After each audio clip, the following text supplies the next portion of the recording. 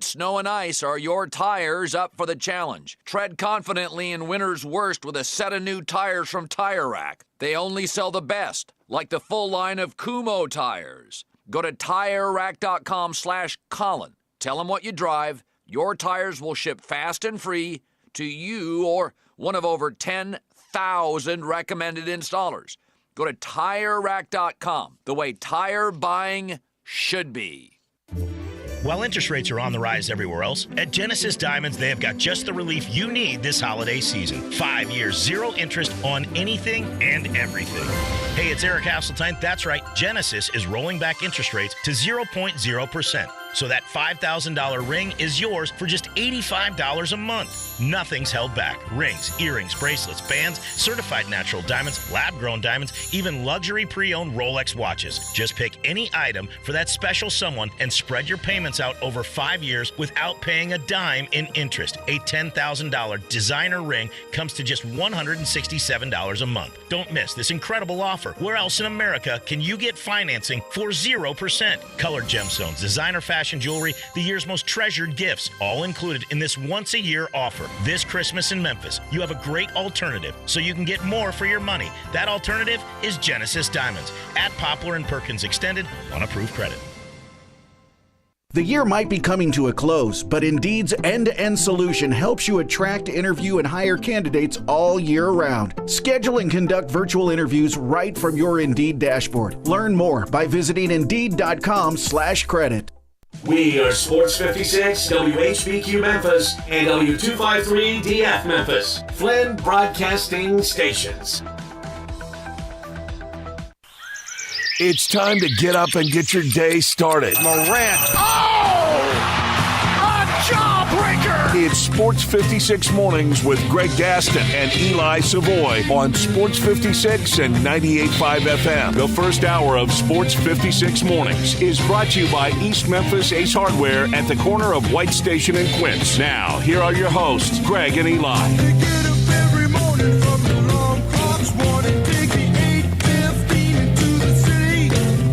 There's a whistle up above it. Happy Friday, everybody. Happy Championship Friday as the championship college football games begin tonight, continue tomorrow. Also, welcome to December. It's the Friday, December 1st, 2023 edition of the program. Greg Gaston, Eli Savoy, and producer Zach Boyd. We're in the Family Leisure Studios. Family Leisure, their overstock sale continues as the countdown is on till Christmas, right? We're into December. You got all these great deals going on at Family Leisure. What are you waiting for? Maybe this weekend's a good time to check them out at 2120 Witten Road, just north of I-40. And as Mr. Announcer Man said, first hour of the program is brought to you by our friends at East Memphis Ace Hardware.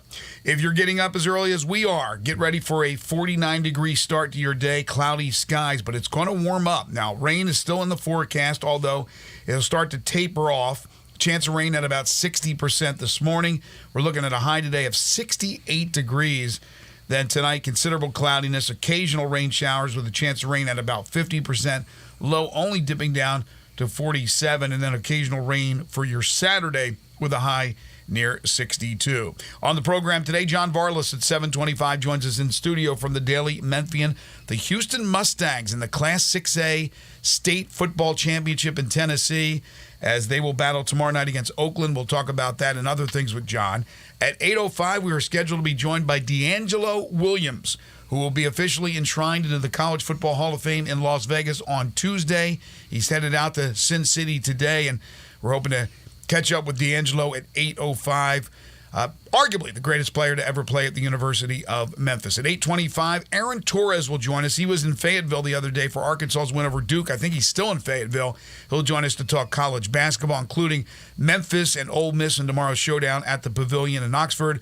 And then at 9:05, Brandon Lang will break down some of the championship games in college football, the NFL as well. Our handicapper extraordinaire at 9:30 will play 10 in a row, the game show that has swept the nation. You can hit us up on the Sports 56 listener lines by calling in or texting in, although calls may be tough to get to today. I can't promise you we'll get to all of them, but you can certainly text in at 901-360-8255. We got a lot to get to here in this opening segment. NFL Thursday Night Football. The Grizzlies back in action tonight in Dallas.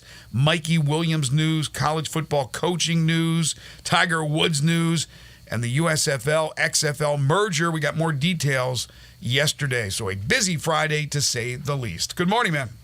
Good morning. So the XFL, USFL, very quickly. I know we were kind of throwing it around. It seems like it's pretty much what we had talked about, but correct me if I'm wrong. The XFL and the USFL merging, each retains 4 teams, including the Memphis Showboats. So the USFL retains Birmingham, Houston, Michigan, Memphis. The XFL retains Arlington, D.C., San Antonio, and St. Louis. But that's just about all we know, right? Well, and that's not even technically an official announcement. That's what all the reporting. The one thing that they did say is the letter that was sent out by the XFL to, I'm not sure exactly who it went out to, but the season apparently will kick off on March 30th.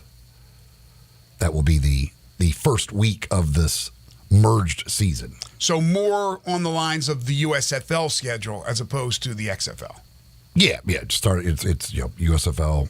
Basically, somewhat splitting the difference, but more towards the USFL, the starting in the spring rather than right after the Super Bowl. And we still don't know the official name of the league. We still don't know if pods are still in existence, or each of the 8 teams, the proposed 8 teams, the reported 8 teams will all have their own home stadium. So more details to come for the XFL USFL merger. Last night, Thursday Night Football, your Cowboys in a high-scoring affair. If you took the over, you were in good shape. Dallas beat Seattle 41-35. Late touchdown in the fourth quarter from Dak to Turd Ferguson. I like to call him Turd. Dak had 3 touchdown passes. Geno Smith, 3 touchdown passes, but he did have a pick. DK Metcalf, the former Ole Miss Rebel, 3 touchdown catches, but not enough. Cowboys go to 9-3. Seattle drops to 6-6. Yeah, it was an interesting game. The Cowboys, neither defense ever forced a punt. Only the 5th game in NFL history to not feature a punt by either team.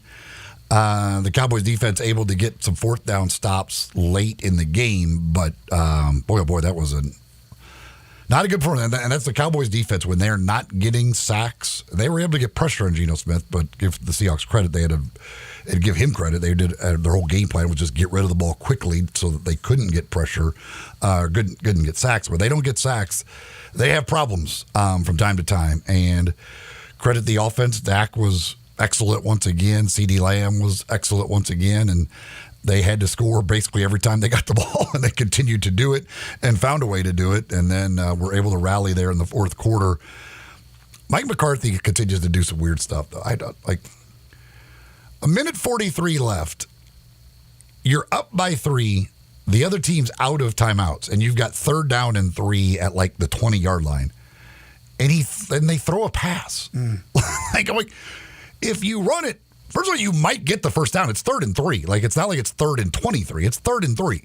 You might get the first down. Worst case scenario, and the game's over. Time off the clock. But if you don't get it, you're giving them the ball back with a minute to go, no timeouts, and after you kick the field goal, theoretically a 6-point lead, so they're going to have to go to the length of the field in a minute. Mm-hmm. But they throw the incomplete pass, so Seattle's left with a minute 43 when they get the ball back. And it's just bizarre decision. Some of those things he does, like, what are you doing?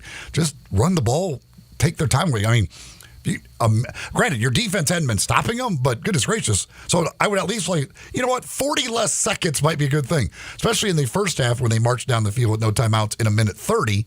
I would try and give them as little time as possible for that final drive. Now, luckily, they get to the 4th down, and Seattle had the weird strategy on 4th down and 2 of let's not block Micah Parsons. Seems like a weird strategy to me. But they didn't. Nobody blocked Micah Parsons. He gets in Geno's face. Geno has to throw it into the ground, and the Cowboys hold on and get the win anyway. But, it was the penalties. Holy Lord, my goodness gracious. What was it, like 250, somewhere in that neighborhood? I read Pete Carroll's comments after the game. The Cowboys had 9 for 127, and the Seattle had 10 for 130. Basically, it was every 257. And there were 3 other flags that they picked up. Basically, every pass play, there was illegal contact, holding, or pass interference. Essentially, the moral of the story was if you threw a pass, if it wasn't complete, there probably was a penalty on the defense on the play that give you a first down anyway. Real quick, how worrisome for you as a Cowboys fan are you that when they play the better teams, and Seattle's not bad, that have good offensive lines and protect their quarterback, that they won't be able to match touchdown for touchdown against the better teams because the better teams presumably have better defenses and that they'll struggle because they won't be able to get to the quarterback. Thus, they'll give up a lot of points and they won't be able to score as many going up against better defenses. Is that worrisome to you? Well, yeah, as I said, this month dictates what the Cowboys actually are. I mean, they actually are playing. They're playing. Well, Buffalo's not, I guess, technically a winning team right now, but a capable team. Yeah, I mean, you've got Philly coming in. They got the 14-game home winning streak. Philly comes in next week. Depending on what Philly and San Francisco do this week, it could be for a chance to tie for first in the division. You follow that up with Buffalo, Miami, Detroit. Like the month of December will show just how for real this team is. Yeah. The offense certainly is more than capable. But the defense has these games, and the defense will have other games where they are dominant. But again, I mean, the Seahawks showed the thing. Like if you just against them, you get rid of the ball quickly. I mean, they roasted Deron Bland in the first half. Like that was incredible. Like, dude, and the funny thing is that the game was actually played in November, but they don't count it because he was the defensive player of the month for the month of November. And then he literally gave up more yards in coverage in the first half of that game than anybody's given up in coverage all season long. Wow. He's either pick 6 or nothing. Are you a fan of the Cowboys too, Zach? Yes. What'd you think?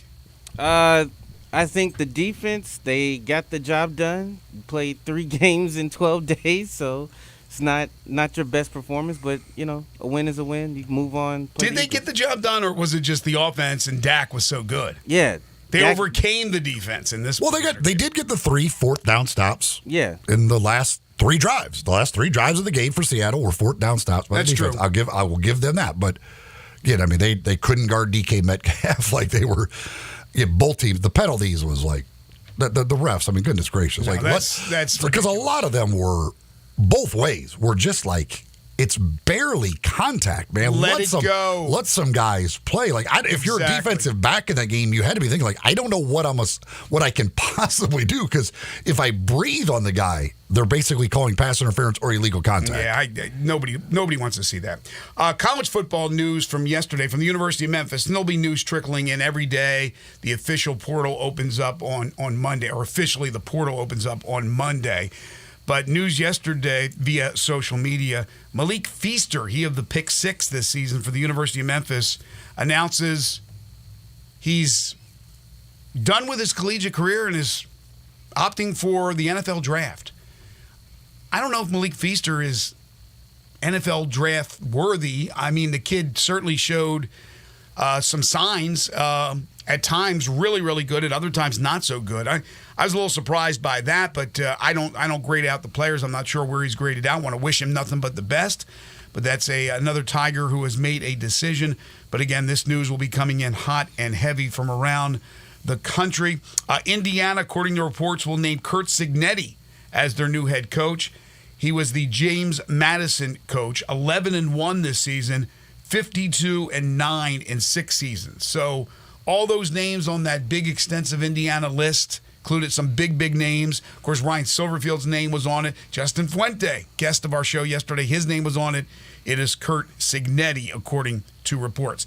Nick Saban, speaking to Pat, what's his name? McAfee. Said no SEC team in the college football playoff would be disrespectful. No SEC team in the college football playoff would be disrespectful. I color me shocked that Nick Saban wants an SEC team in. Yeah, but disrespectful? No. Maybe it's reality this year if they don't get an SEC team. Now, again, do I think if Georgia loses to Alabama. They're still one of the 4 best teams. I do believe that. But again, you and I and everybody, with the exception of maybe Bill Hancock and some of those committee members, think it's the 4 most deserving and not technically the 4 best, which is so subjective. But yeah, I'm not surprised Nick Saban saying that, obviously running with the torch of the SEC, but to call it disrespectful. He's running with the torch of his team because either Georgia wins and everybody knows they're in, or Alabama wins, and that's the possibility of them not having one, which he's saying, like, listen, if we beat Georgia, we should be in. He's basically campaigning for his team to get in. And do you agree or disagree?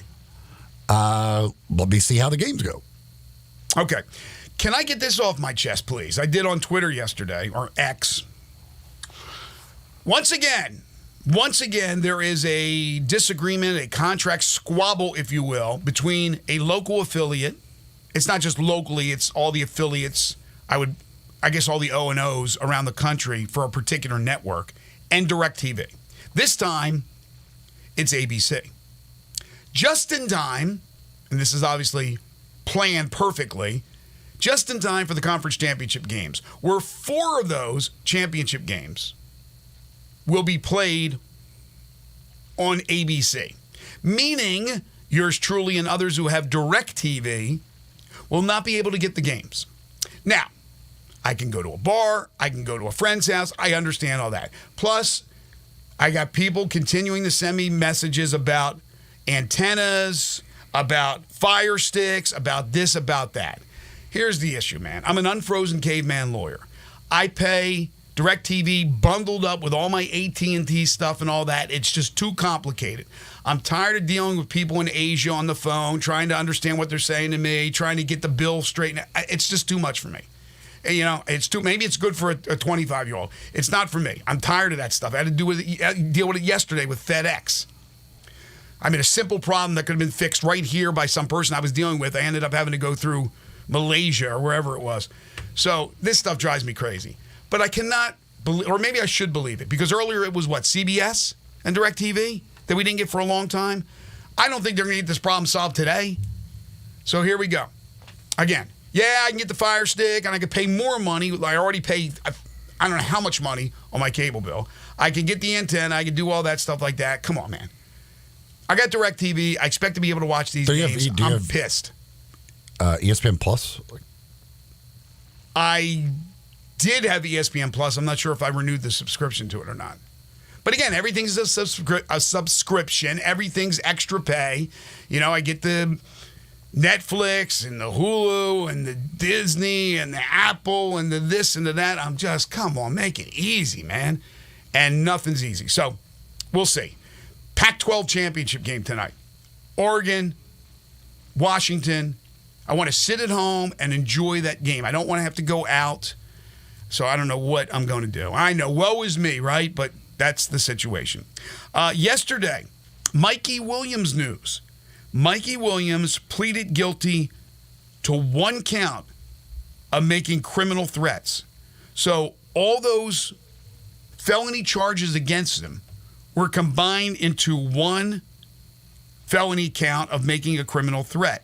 Sentencing date is set for August 2024. However, there are a bunch of conditions laid out that if he completes those conditions, the felony charge drops to a misdemeanor. He is supposedly taking online classes for the University of Memphis. I don't know. I know that's what I read. I don't know if he's actually doing it. But that has opened the door for the possibility, assuming he doesn't want to turn around and try to play in the G League or go pro somewhere around the world. If he wants to play the University of Memphis next year, there is now a possibility that that may happen. Yeah, judging by what they have said, that once his legal stuff is done, they certainly have that door open for him. And now August of next year, theoretically will have his legal stuff done and could be down to just 1 misdemeanor on his record at that point. So yeah, I guess that if he chooses to take that route, that next year would be that possibility. I don't understand the judicial system, the criminal system. I don't understand it. I know that he shot a bunch of times into a car with a bunch of people. He should be counting his lucky stars that this is what came out of this.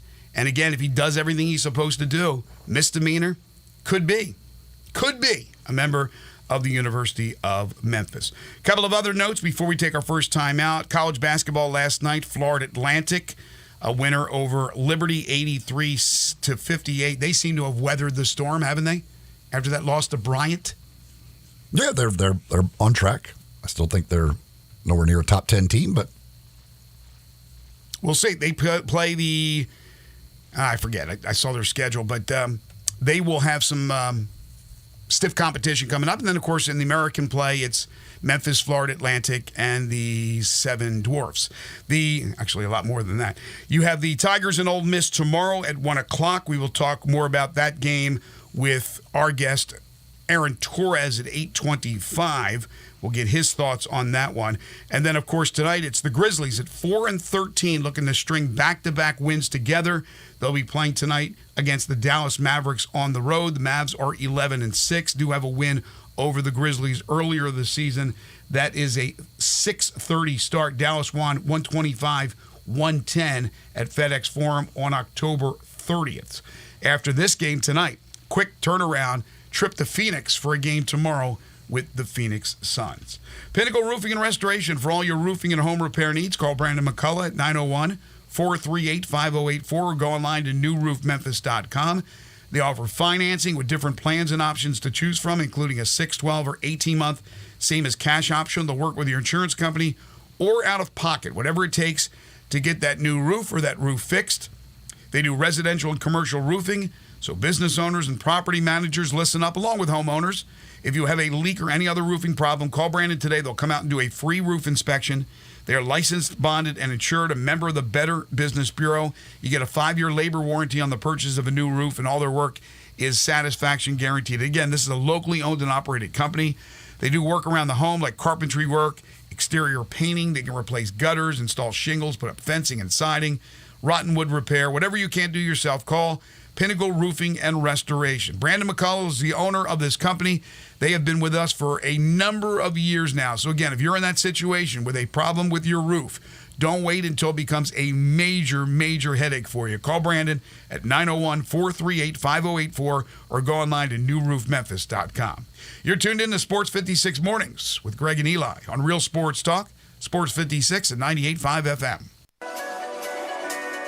You already know you can listen to Sports 56 anywhere with the Sports 56 app or at sports56whbq.com. But you can also watch us daily with live video of all of our shows on Twitter, Facebook, YouTube, and Twitch.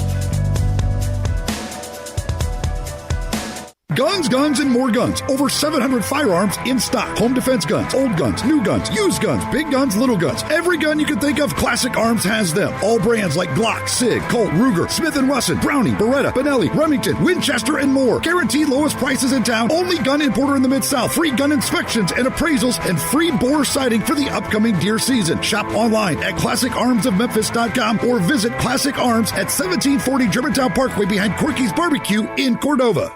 Tease the season at Edwin Watts Golf Shops by Worldwide Golf for holiday specials this year. Featuring the Callaway Paradigm Woods, forged carbon for unparalleled distance and forgiveness. Now up to $100 off. And from Bushnell, the new Tour V6 Series laser rangefinders provide you the most accurate distances in golf. There's always gift cards in any amount for the special golfer you're shopping for. Edwin Watts Golf Shops is home with a 90-day satisfaction guarantee. Shop us in store or online at worldwidegolf.com. Bartlett Small Engine has been serving quality power equipment since 1970. They have a full line of power equipment, parts, and services for most makes and models. Bartlett Small Engines has the best brands in the power tool industry, and they're all American made. Bartlett Small Engine is your can-do store. 6780 Summer Avenue. Call 901-386-9779. Bartlett Small Engine has free pickup and delivery both at your home and curbside for lawnmowers, blowers, edgers, and any small engine. Call 901-386-9779.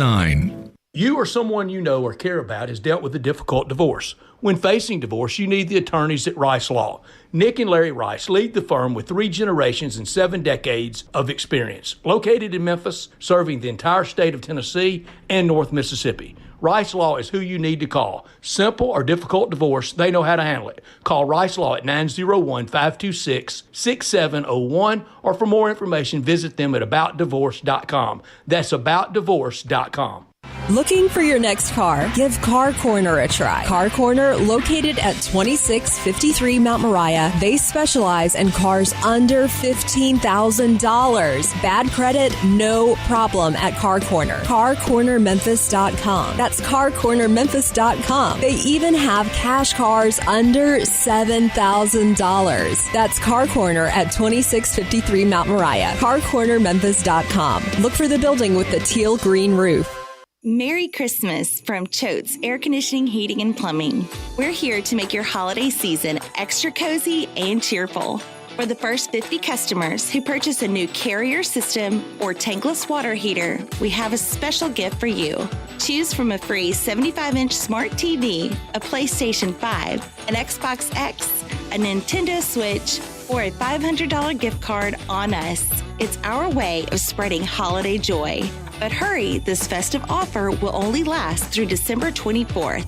Enjoy a comfortable Christmas and a special present from Choate's. Because when you choose us, you're not just a customer, you're family. Schedule your free estimate today at 901-347-8086. Choate's Air Conditioning, Heating, and Plumbing. Let our family serve your family this holiday season. Wishing you a warm and joyful Christmas from Choate's.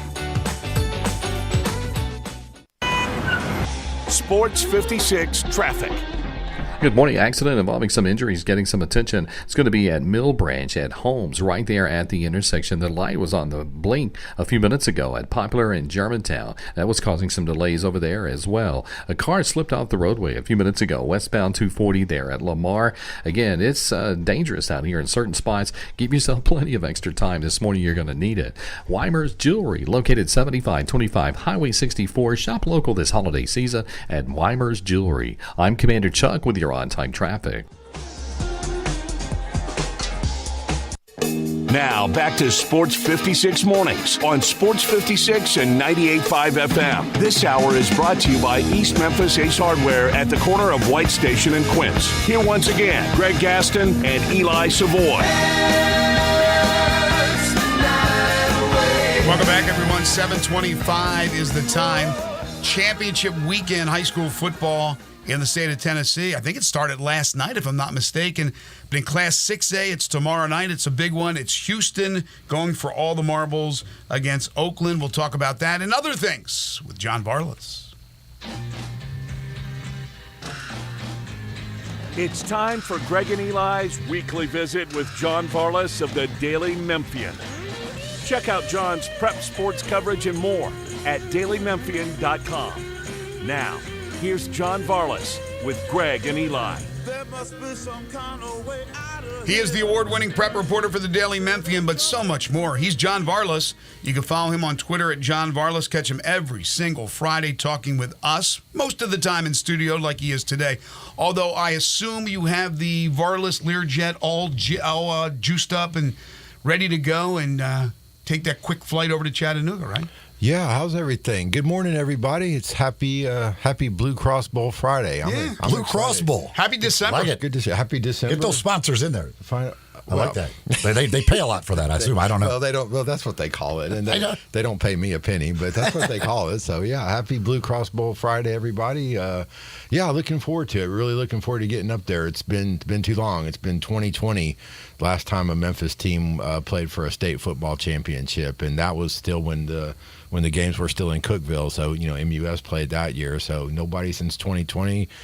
First time I'm going to get to cover the games in Chattanooga, and I'm excited. I mean, the stadium looked great yesterday. My colleagues were posting highlights from the other games. Stadium looked great. Huge crowd last night for the big private school game between Chattanooga Baylor and Chattanooga McCallie, understandably so because it's in Chattanooga, man. But it looked like a fun time, and I can't wait to get there. Hey, by the way, yes, sir. Do you think maybe you know what the contract is right now with Chattanooga, or what the deal is as far as the host sites for the state championship games? Do you believe that once the refurbishment of Simmons Bank Liberty Stadium takes place, that there's a chance that Memphis one day could host state championship games. Our sports council and the powers that be, Greg, have to put in a bid.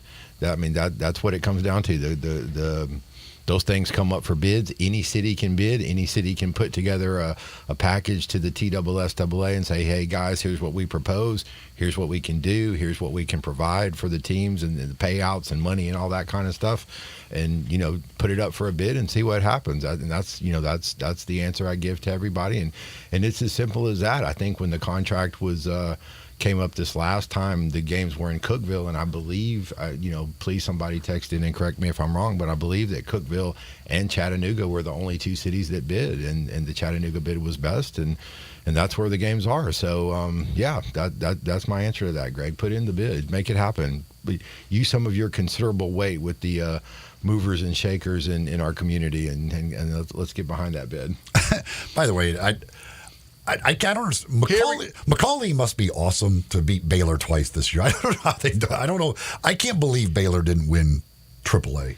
Well, McCauley's really, really darn good, and that looked like a good game. I mean, it's not from just from the score 34-28. It seemed like it was an exciting game. And no, McCauley's good. That quarterback they have, Jay St. Hilaire. I don't know where he's going to play his college football, but he threw for 300 yards last night and 4 touchdowns. I mean, yeah, they've got a team, and hats off to them. They got the job. Holding Baylor to 28 points is amazing to me because Baylor's offense is unreal to me. Well, and there were just like so many future college guys on the field last night. I mean, you lose count of the guys that are committed to major colleges on those teams. I mean, they're both really good, and we can can have the conversation as to why they're really good, but they're really good. And there were probably a few players on the field last night who are actually from Chattanooga and from Tennessee. So I was just going to ask you that because Chattanooga is considerably smaller than Nashville and Memphis. And I'm wondering, why do they have so much talent? But you're telling me they're bringing them in. Yeah, they're bringing them in from all over. It's the boarding school thing, mm-hmm. and there's, it's no secret. There's lots of kids from Canada that were playing in the game last night. That's why Eli hates this team. Yeah. Again, as I said when Christian Brothers played Baylor this year, first high school roster I've ever had with hometowns listed. Yeah, I saw that I actually saw that at a Christian Brothers basketball game a couple of years ago. So I guess it was 2 years ago when they had Chandler Jackson and they went undefeated and they won Mm-hmm. state. Baylor came to Christian Brothers, I guess it's basically a quarterfinal game or whatever. And yeah, I'm sitting at the press table. They say here's our guys, and it's got here's number 4 is from Poland, number 10 is from Brazil. There was only another guy's from Ohio, and I'm like, what? I think the football team had 3 starters from Chattanooga. Yeah, wow. They had 10 from Canada. The guys from they were coming from all overseas. They're from all over. Yeah, literally all over the world. And again, I mean, is that a level playing field with, when you're competing with, people like MUS and Christian Brothers and Knoxville Catholic and, some of these other larger private schools around the state? Mm-hmm. I mean, Innsworth and those guys, is it a level playing field? I don't know. I think it's something the TSSAA ultimately is going to have to look at. And then the Chattanooga side of it as well. Nobody said anything until we started getting good in football. So, mm-hmm. So they've got their side of it too. It's it's a tough situation, and I definitely don't want to bang on kids. I mean, it's the adults that are in charge of this, but it's tough. I mean, I don't know if they did a rendition of "O Canada" before the game last night in addition to the national anthem. What can they do? There were no rouges in the game last night. So who do they put if 4 downs? They play with 4 downs. So do you basically just disqualify? No. So do you? What could the TSSAA do other than they just disqualify them from that, and then who do they just play like a national boarding school division? I don't know. I don't know. I don't know what you can do, and I'm sure there would be lawsuits and all sorts of recriminations if they did try to, change the rules. And I don't know what you can do. I mean, it's a tough situation, but you're right, Eli, and it's not just football. I mean, people think about football the most. They think about basketball, but you look at like some of these other sports like wrestling and cross country. My goodness, at the state cross country meet a couple of weeks ago. I think 5 of the top 6 runners were all from McCauley.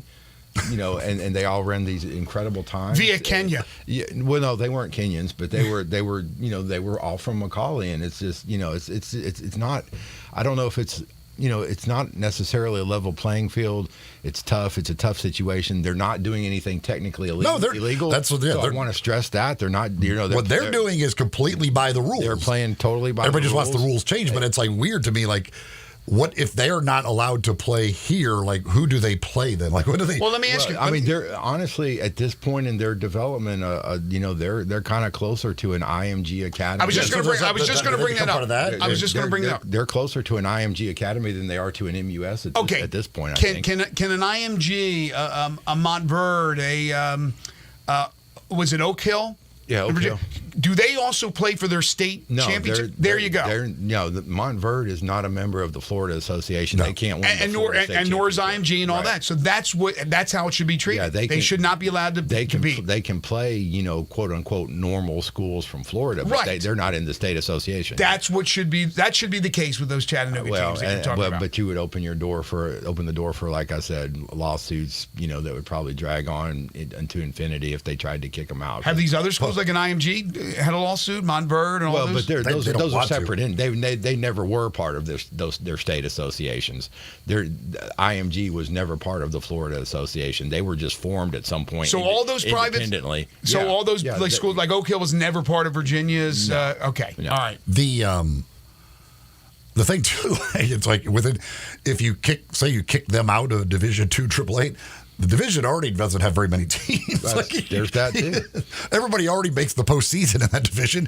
It gets down, and you start getting down to like 8 teams as a whole division. That's true. There's that too, but it's hard. I mean, but all right. That being said, they're really good, and hats off to them. They had a terrific season. And that being said, as we started this segment, congratulations to the Houston Mustangs. As you said, John, first time since 2020. That a team from the area is playing for a state championship in football, correct? Right. And the first time since 2018 that we've had a public school team in the game. Wow. Okay. So before we break down the game, Houston and Oakland, hats off to Southwind and Fairleigh. They fell in their semis last week. Great seasons for both. Absolutely. I mean, you think of what Southwind did. All season long they were terrific. I mean, Kelvin Perkins, I really think he's got a shot to win Mr. Football on Tuesday when they announce the winners in Nashville. Then they get to the playoffs. They beat a really good Beach team at home, Hendersonville Beach, and then they go to Henry County and win a very difficult game at Henry County in the quarterfinals. And they go to Page, a really, really good Page team. They play the worst game they've probably played since Kelvin Perkins took the starting job, halfway through last season, and yet they still have a chance right there at the end of the game to win it. They're down 10-7. Page is trying to run the clock out. They fumble. Houston gets a long return, into Page territory, and they got a chance to, tie or win the game despite, playing in, a really, really not their best game. So hats off to them. A lot of fortitude with that team. Lots of good things they accomplished this year. 13 wins, by far the most in school history. First time they ever got past to the second round. And same thing with Fairleigh too. I mean, they had a tough team, tough visit going to Decatur Riverside. Riverside's really good. They've got a Mr. Football finalist.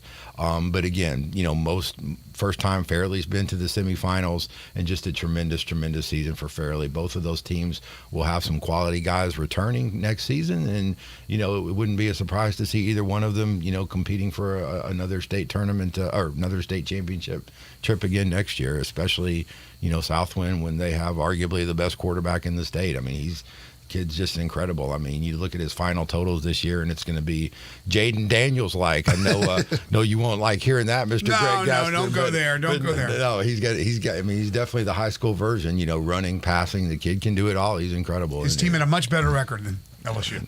Somewhat better. They lost once compared to 3 times. So what's the chances? I assume they're pretty good. I mean, they're really good. Obviously, the team is. What are Houston's chances in this matchup? I think they're really good, and I know, I know when you're talking about high school kids, the local high school reporters tend to be, kind of parochial, and they think highly of the teams they cover. And when you're talking about kids, it's hard to say, well, I'm going to pick against the local team. Does that include you? No. Well, I say that to say this. I sincerely, truly, if I was sitting in Omaha, Nebraska, looking at this matchup, I think Houston has a chance to go in there and win their first state championship. And the reason I say that is because of their defense. I mean, they've played 4 games in the postseason. They've only given up 17 points. They just came back from Brentwood last week. They held Brentwood to 67 yards, no points. It was the first time that Brentwood had been shut out in 3.5 years, something like that. They're just really, really solid on defense. They play good assignment football. They've got talented football players, and they're tough against the run, which Oakland does. I mean, they're a running team. I mean, I'm going to steal one from Brett Norsworthy. I hope he's listening this morning. I'm going to steal a big number. They've got 2 running backs who between them have combined for 3,112 rushing yards. One of their running backs run for 1,900 yards approximately. The other's about 1,200.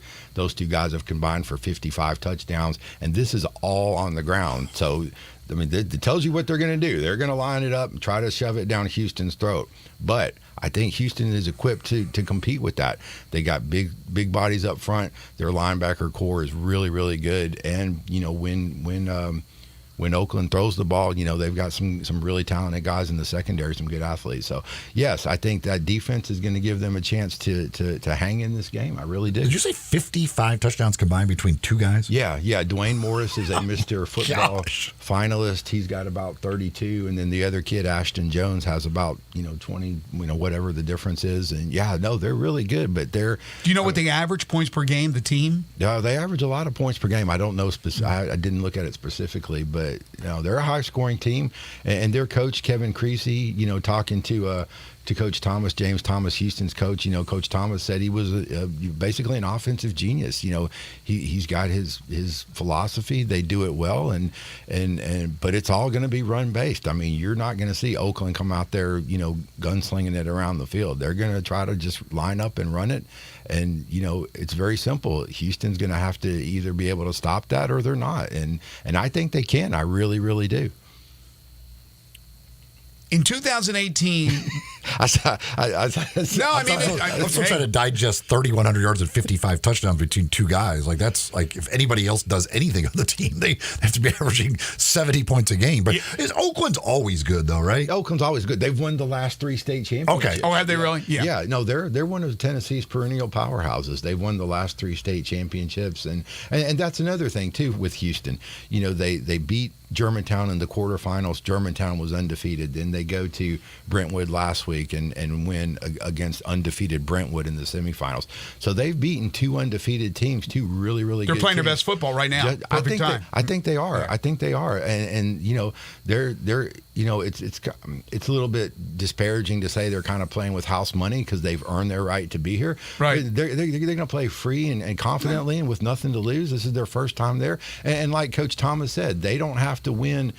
They don't have to win a best-of-7 series against Oakland. They don't have to win 10 games, and they don't have to beat the 3 teams that have won state championships. They just got to beat Oakland one time Saturday. The 2023 Oakland, and I think they have a real good chance to do it. I may be sitting here deluding myself. I mean, I think I know you may just be a homer. I may just be a homer. I know some of my colleagues around the state. They make predictions, and everyone I've seen has been Oakland. And some people, some of my fellow reporters think Oakland's going to blow out Houston. I don't think that's going to happen. I don't see anybody blowing out Houston. Look, anything's possible in a championship game with the exception of Iowa beating Michigan in the Big Ten championship. So other than that, you never know. And real quick, we're up against a break. In 2018, you said that was the last time we had a public school in the state championship. Who was it? Did we win it? It was Whitehaven. No, they didn't win. We haven't had a public school winner since 2016. That was the high point of Memphis football. That's the year Tresvant won. I remember that. East won. and Whitehaven won, and also Lausanne won that year. But we had 3 public school winners in 2016. So it's been a long time in the making. So we'll see what happens. Yeah, the last team from Memphis to win, period, was ECS back in 2019 when they had Austin Hill and a really good team. So yeah, it's been a while. Pre-COVID. Pre-COVID. It's a long time ago. The world has changed a lot since we've had a state champion here from the city of Memphis. That's crazy. This hour of our program is brought to you by East Memphis Ace Hardware, corner of Quince and White Station. That's where you'll find the great folks over there, helpful folks over there at Ace Hardware to help you find whatever it is you need to get whatever project it is you're doing done. And, of course, they've got the Big Green Egg and all the egg accessories for you over there. They are a platinum dealer of the Big Green Egg. It's East Memphis Ace Hardware, corner of White Station and Quince. All right, we'll come back with more from John. We'll talk a little high school basketball. Where are things standing early in the college or the high school basketball campaign? And then some other things as well. Maybe get some thoughts on Ole Miss and Memphis on the basketball court tomorrow. John Varlas, more of JV when we continue. This is Sports 56 Mornings with Greg and Eli on Real Sports Talk, Sports 56 and 98.5 FM. Join the voice of the Tigers, Dave Woloshin, for Wolo and Friends. Weekday mornings from 10 to 11 here on Sports 56 and 98.5 FM. Roofs, and more roofs. Chris Price here with Metro Builders. Is your roof leaking? Do you have mold stains on the ceiling of your home or business? Is your carrier denying your claim or offering a repair simply because they don't have enough documentation? You need a contractor that performs work for insurance claims for policyholders each and every day, and Metro Builders is here to assist. Call Metro Builders. At Metro Builders, we provide free estimates, consultation, and claim repairs. Metro Builders' process of arriving, inspecting, diagnosing problems, and estimating is second to none, commercial and residential. Our team of Hague-certified technicians are standing by to assist you with providing estimates and photos to your carrier to document your loss. All you owe is what your policy states. No large fees on top of the final scope. We use high-grade materials and are certified by companies like Atlas, CertainTeed, Owens Corning, and Mulehide with labor warranties up to 50 years on all of our jobs. Metro Builders provides roof repairs across the Mid-South. Call Metro Builders to schedule your inspection free. Call me. 901-375-1717. That's 901-375-1717. O'Reilly. You've got questions? O'Reilly Auto Parts has answers. Need a pro you can trust? We've got that too. No matter what you need, our professional parts people have the training and expertise to help you do things right.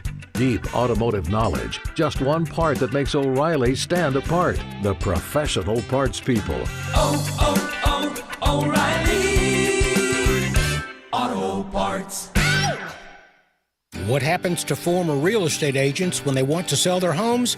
This is Sheldon Rosengarten, actually Shell Dunn, with Mark Spensdorf Realtors. I am so proud and feel so honored when former real estate agents contact me when they want to sell their homes. They know that I've been in the business for quite a while, have a great deal of experience, and know that I am good at marketing, not merely putting a sign in the yard and hoping it sells. Over the years, I have developed a highly successful strategic marketing program that can mean the difference in what you make and when. Talk to 2 to 3 real estate brokers, but make sure that I am one of them. So if you or someone you know is thinking about selling a home, remember what other real estate agents who have been in the business do. They call me, Shell Dunn Rosengarten, at 483-0546 or email me at memphisrelocate.com. I will wait to hear from you to take advantage of this good market.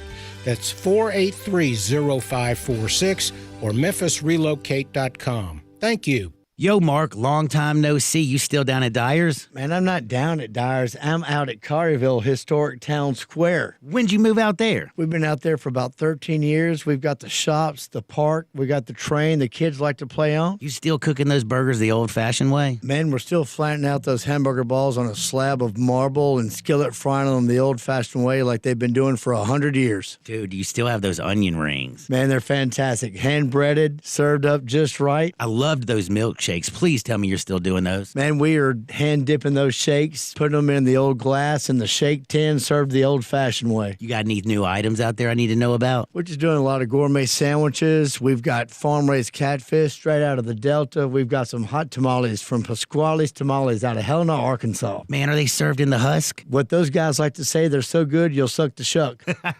Go see my buddy Mark at Dyer's Cafe in Collierville's historic town square. It's a Big Green Egg early Christmas at Cordova Ace Hardware, Friday, December 8th from 11 a.m. to 6 p.m. We'll cook tenderloin, wings, pizza, and dessert all on the Big Green Egg. Try our new sauces and seasonings and check out the platinum selection of Big Green Egg equipment and accessories. Get $100 off the large egg, $150 off the extra large egg, $50 off the Egg Genius, and up to $70 off the Egg Expander kits. The Big Green Egg early Christmas party, Friday, December 8th, 11 to 6 at Cordova Ace Hardware, 1740 North Germantown.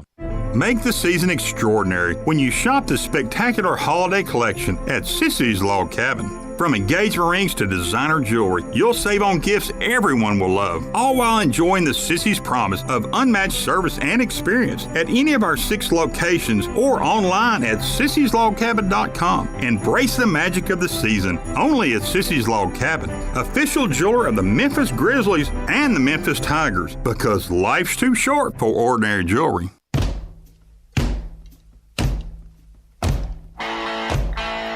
Now, back to Sports 56 Mornings on Sports 56 and 98.5 FM. This hour is brought to you by East Memphis Ace Hardware at the corner of White Station and Quince. Here once again are Greg Gaston and Eli Savoy. Week from tomorrow is the AutoZone Liberty Ball High School All-Star Football Game. The radio coverage will be right here on Sports 56 with Mr. Savoy and Mr. Varlas adding his insight. Breaking news. Yeah, you just found out 5 seconds ago. It's actually Varlas doing all of the heavy lifting, and I'm just there. I just let him talk because he knows everybody. And what's great about John is, again, he doesn't even have to write it down on notes. He just comes in right off the top of his head. The John Varlas highlight of the AutoZone Liberty Ball High School All-Star Game was a couple years ago when one of the kids wasn't on the roster, but John Varlas still knew who he was. Looking from the booth down to a kid in a helmet and jersey. He's like, oh, no, that's this kid from this school. And I'm like, okay, we'll go with that then. Thank you very much, John. Nice to have John Varlas. I will gladly play John Madden to your Pat Summerall once again this year. It's going to be exciting. That's always a fun way to end the season. While football is winding down, basketball heating up. What have we seen so far in the early stages of high school basketball in the area? Well, to be brutally honest with you guys, I haven't seen a ton because it's been so busy with football and other things. Among my other duties, I'm also trying to compile the all-state football team, and as you can imagine, with 9 different classifications, that is a chore. But I did make it out to Cordova last night, and man, I think Cordova is going to be really good. They've got 2 guys that are already committed. KJ Tenner is going to play at Drake. He's the little guard. He's about 5'10", and Julius Thedford, who they call King Thedford, he has transferred into Whitehaven this year, transferred in from Whitehaven. Mm-hmm. He's committed to Missouri State. Not another King in the area, please.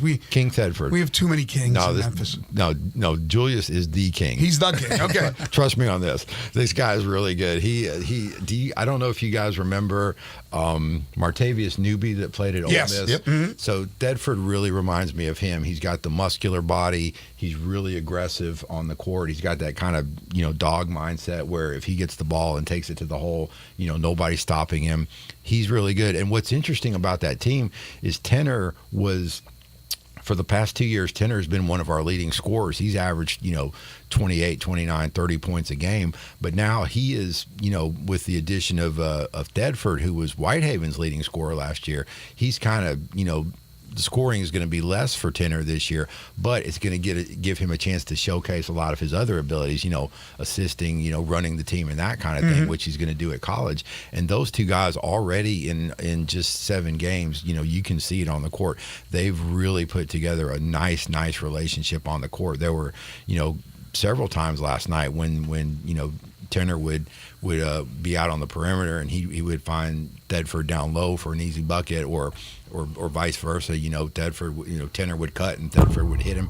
They really working well together already. And I think Cordova has a chance to have a really good season. They've already beaten Independence, which was in the 4A state tournament last year. They've already beaten Ridgeway, which was in the 3A tournament last year.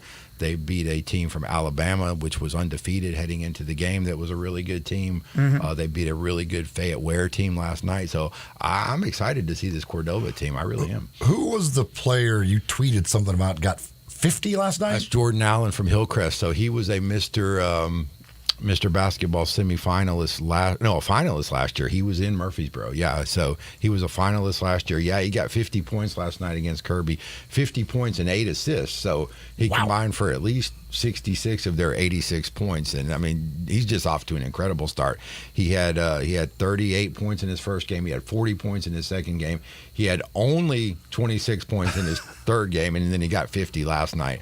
So you do the math, that's close to 40 points a game. And just a tremendous start for Jordan Allen. Really, really good player. And speaking of Mr. Basketball, I think he was at least a candidate back in the day when he played, then went on to the University of Memphis. There's a connection as we go full circle here to tomorrow night's game against, or for Houston against Oakland, is Andre Allen.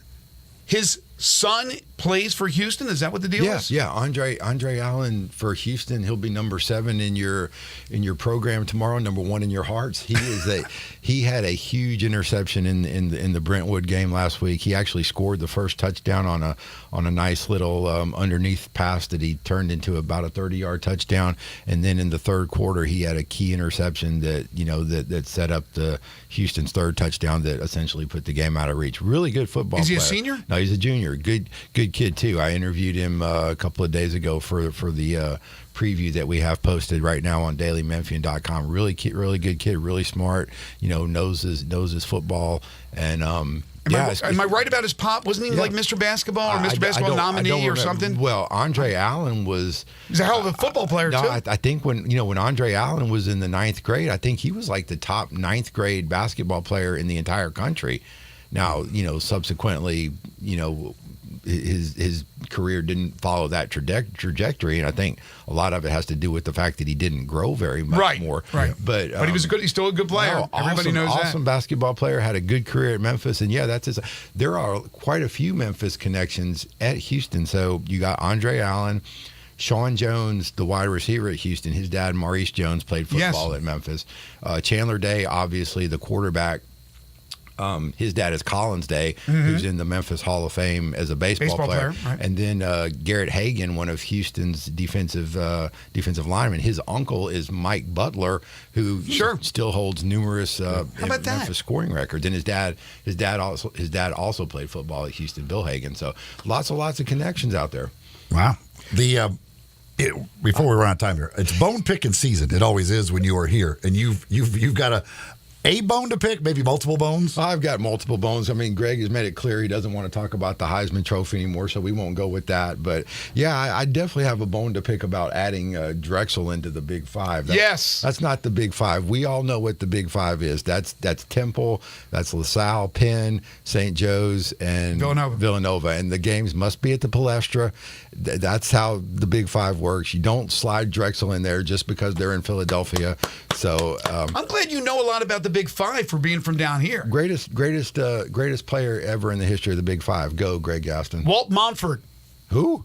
Walt Montford. What team did he play He's from Atlantic City High School. He was great. He played for Temple, I believe. Seriously, who was the all-time greatest Big Five player? Oh, gosh, there's so many of them. I don't know. You're putting me on the spot here. There's only one answer. Well, the greatest five.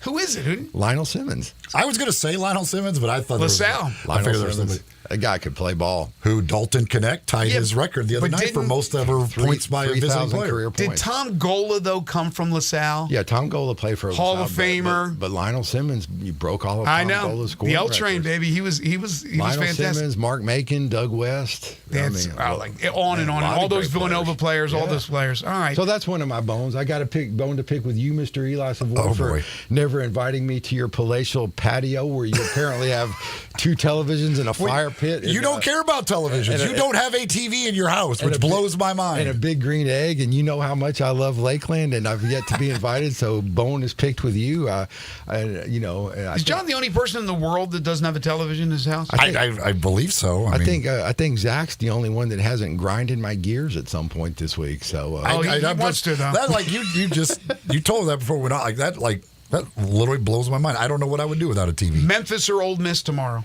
I like Memphis. I think they rebound nicely from that Villanova game, and I agree with what Coach Hardaway said. You have they played 6 halves of basketball in the Bahamas. 5 of them were terrific, and they got docked for that one bad half, which admittedly was really bad, but throw that out the window. I think they're a really good basketball team, and I think they'll show it Saturday. It's interesting you used the word rebound. They'll rebound from the loss to Villanova. Rebounding has been the issue. Yeah, that will be the key tomorrow.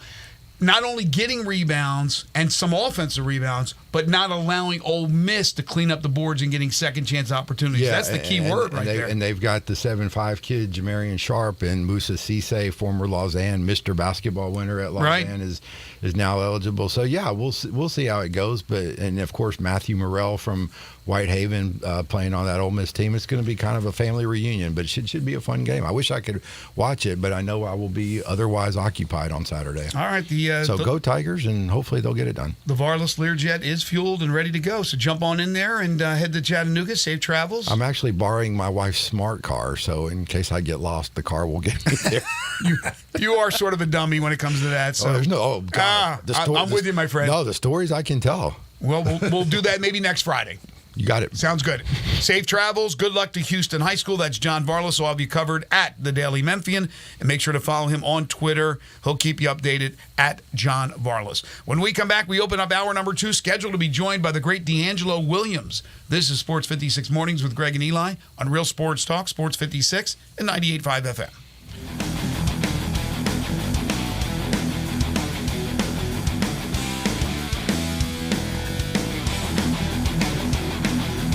Are you wearing a hat that says meat? Yep, it's the final piece of my collection. Your collection of meat hats? My collection of Central Barbecue merchandise. Oh, okay, I've noticed you have a few Central Barbecue t-shirts. A few. I've got a lot of Central Barbecue t-shirts. In fact, I have them all. How many are there? Well, let's see. There's 11 of the basic t-shirts. 11? And like all other cool Central Barbecue merch, they're available at eatcbq.com. Did you just use the word merch in conversation? Not just any merch. CBQ merch. Hats, t-shirts, cups, even kids and baby clothes for when the little me comes along. That kid's going to love Central Barbecue because they have such great merch. Ribs. Prepare for the colder temperatures on the way and make sure your HVAC continues to operate at peak efficiency by scheduling a $69 heating system tune-up now with the pros at Conway Services. A heating system tune-up can save you money and help prevent costly breakdowns. Visit conwayservices.com for details, terms, and conditions. License number 64210, 64365 EAS, MS 19688. Call 384-3511. Conway Services. Call Conway today. They're taking care of beerness in Memphis right on the river with Grind City Brewing and all of their great products. Look, this was a dream come true for a father and son duo. And if you have not been to that brewery right on the river, just to the north of downtown, you're really missing something special. And now you can't miss their products. Wherever you go, you see a brand new label. It's clean, it's beautiful, it's distinctive. You'll know Grind City Brewing, and of course you know their products like Poppy's Pills, that great Pilsner, or Tiger Tail, that very creative craft malt liquor. There's the new Thaddeus Amber Lager. That is absolutely a great light beer. There's the India Pale called Godhopper. It's outstanding. And then there's the Belga, the Belgian-style wheat ale. They keep bringing hits at Grind City Brewing. Experience the taste of Italy at Little Italy's newest location in East Memphis at 6300 Poplar. Little Italy has great Italian food for all your friends and family, and it's all your favorite dishes, from lasagna to rigatoni vodka, Alfredo, even lobster ravioli. Try East Memphis Little Italy's very generous calzone, hot from the oven and stuffed with your choice of meats and perfectly melted cheeses. To celebrate East Memphis Little Italy's new location, with your purchase of an 18-inch pizza, get a bottle of Chianti for only 56 cents. East Memphis Little Italy wants to spoil you with a piece of Italy you can feel, taste, see, and enjoy, and eat. East Memphis Little Italy, 6300 Poplar, hidden in the back at the corner of Poplar and Massey. East Memphis Little Italy brings Italy to you. We are Sports 56, WHBQ Memphis, and W253DF Memphis, Flynn Broadcasting Stations. Sports 56 traffic. Good morning. It's starting to build a little bit over here on 385 Bill Morris Parkway, coming inbound out of Collierville as you head up to 240. Wet driving conditions out here. Some folks have already been slipping and sliding. Give yourself a little bit of extra time. It continues to build southbound on Austin P Highway headed towards I-40. Weimer's Jewelry located 7525 Highway 64. Shop local this holiday season. Go by and see David and his family at Weimer's Jewelry. I'm Commander Chuck with your on-time traffic. Now back to Sports 56 Mornings on Sports 56 and 98.5 FM. This hour is brought to you by James Gaddis Jewelers. Diamonds are forever. Woo! Here once again, Greg Gaston and Eli Savoy. Welcome back, everyone. 8:03 the time. Hour number 2 here on Sports 56 Mornings, the Friday, December 1st, 2023 edition. Greg Gaston, Eli Savoy, and Zach Boyd with you, broadcasting from the Family Leisure Studios. Family Leisure, where family and fun come together. Their overstock sale continues at 2120 Whitten Road, just north of I-40. Currently cloudy and 50 degrees. We're looking at a high today of 68.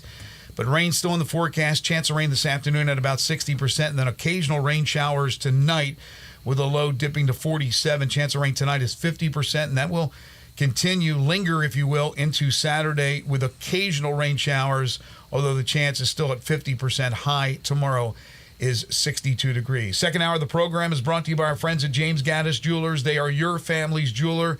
The holidays are approaching. I guarantee you there is something there that you will love to purchase for a loved one in your family, for men, for women. Absolutely. James Gaddis Jewelers, the place to go, 4900 Poplar.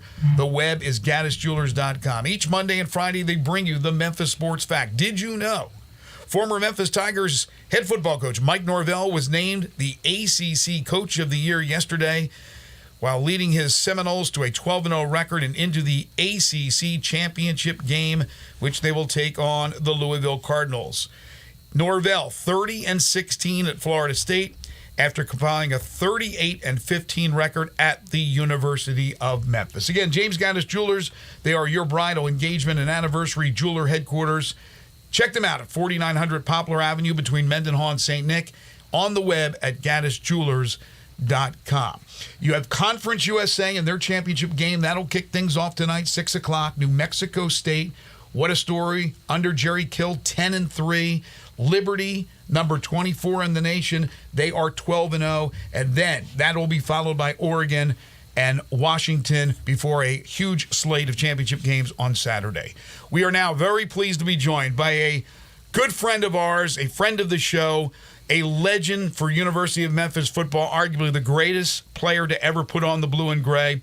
He is now a College Football Hall of Famer, officially going in on Tuesday out in Las Vegas. And before he heads on the Big Bird and heads out to Las Vegas, he was kind enough to give us a few minutes. He is the great D'Angelo Williams. You can follow him on Twitter at D'AngeloRB. And D'Angelo joins us now on Sports 56 Mornings. How are you, my friend?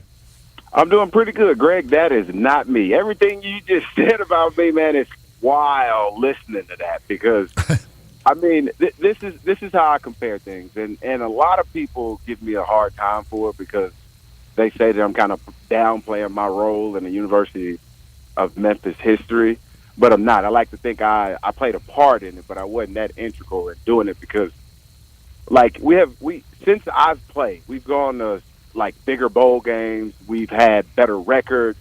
And the way people look at this program is different. I'm going to give you an example because I had this conversation on Wednesday, Greg.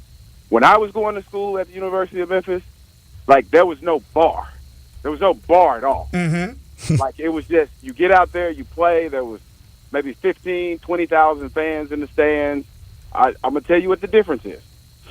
We went to a bowl game for sophomore year.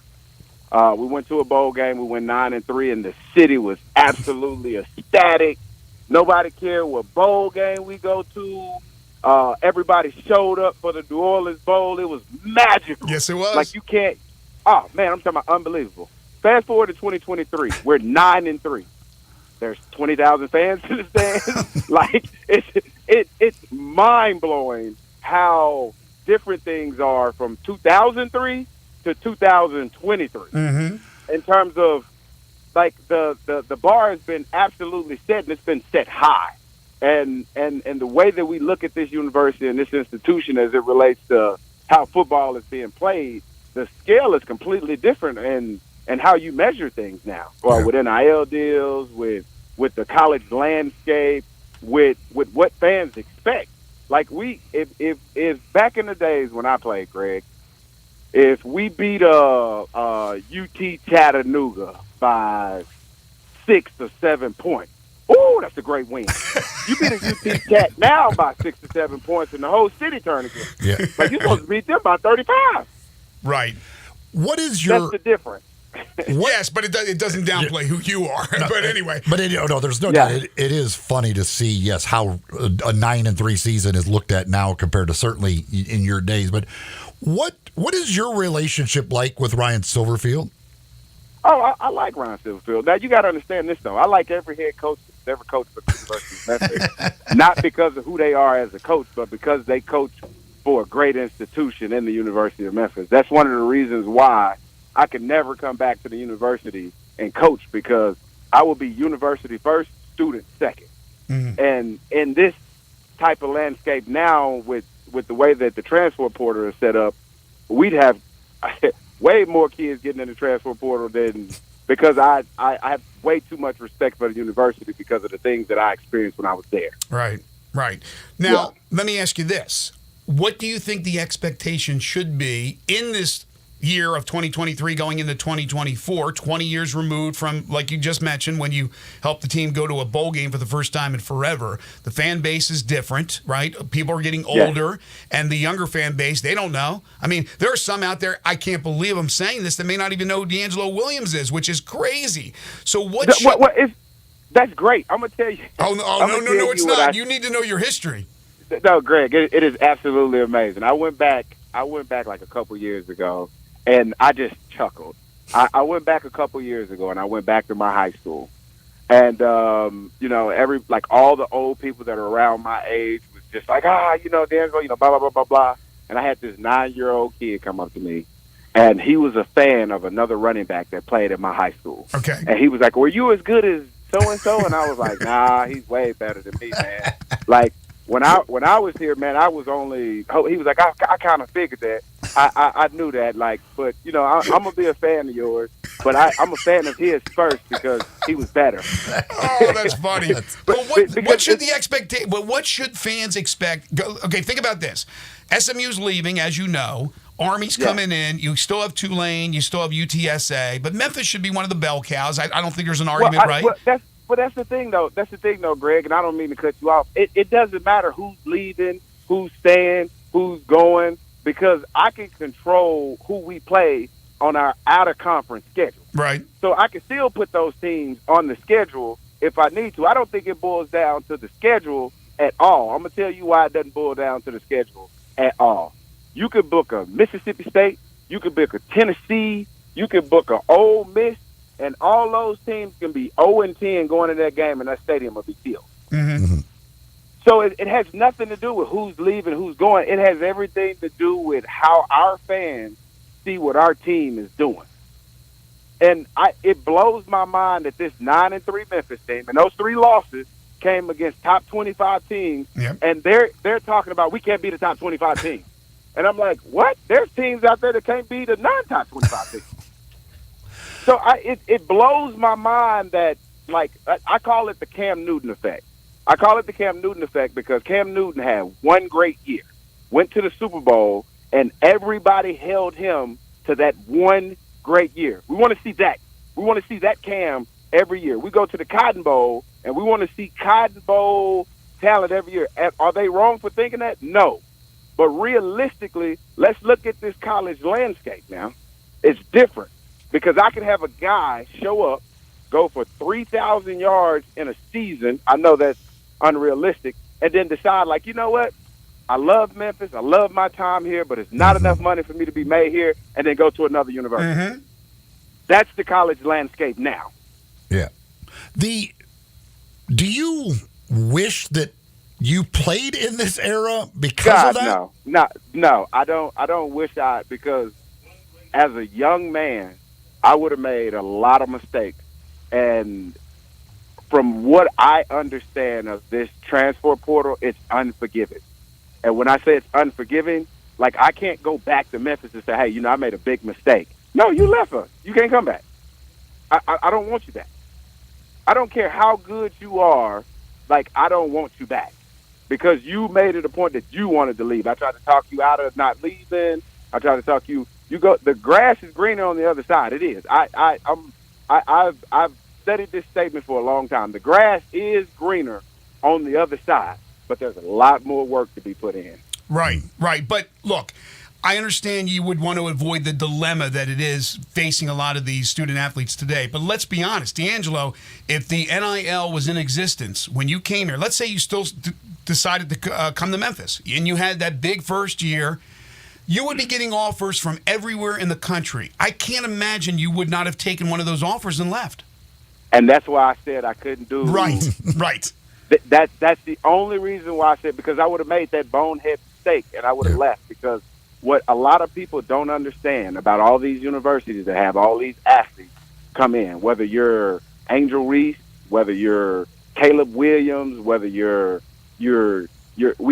our background does not dictate the type of money that is thrown in our face when we get to these amateur sports. So if I'm a high school kid and my mom and dad are living check to check, or we live a pretty decent life or just an okay life, not struggling, just like middle class, and somebody offered me something to move me up to the next class, you damn right I'm taking that. Right. You damn right I'm taking that. I don't care what, I don't care how much work I got to put in. I don't care, like, how bad you think I feel. Like, every move that we make up until this point is about money. And what the NCAA don't realize is by changing the transfer portal and allowing the NIL, like, playing football and sports now is a major. You can now get paid. Like, there's people on campus right now making more than the president, some of the coaches. Like, it's wild. But it's not a bad thing. It's not a bad thing at all. And I'm only talking about this because the landscape was different when I went to college. Absolutely. I'm not knocking it. I'm just saying I'm trying to understand it. So from a guy who came to the University of Memphis, as you said at that time, going to a bowl game was a big deal, everything else, you have a great career. Did you ever think College Football Hall of Fame? Like, what was the reaction when you get word that you are a College Football Hall of Famer? Dude, when they said I was in the College Football Hall of Fame, I called one of my buddies. I called Roman and I said, "Hey man, they said I made like the College Football Hall." He's like, "Congratulations!" I was like, "Oh, okay." Like what? Like what? Because I found out about it on social media. Like, nobody called or I got a letter or anything like that. I was like, "Oh, that's cool, man." Because I'm thinking, like, I've made the Memphis, the Tennessee, so I'm thinking it was like a local one. And he was like, "No, you made like the big one." And I was like, "Yeah, I know, the Memphis one was big." And like, they was like, no, that was local. I was like, "Look, I don't think you understand."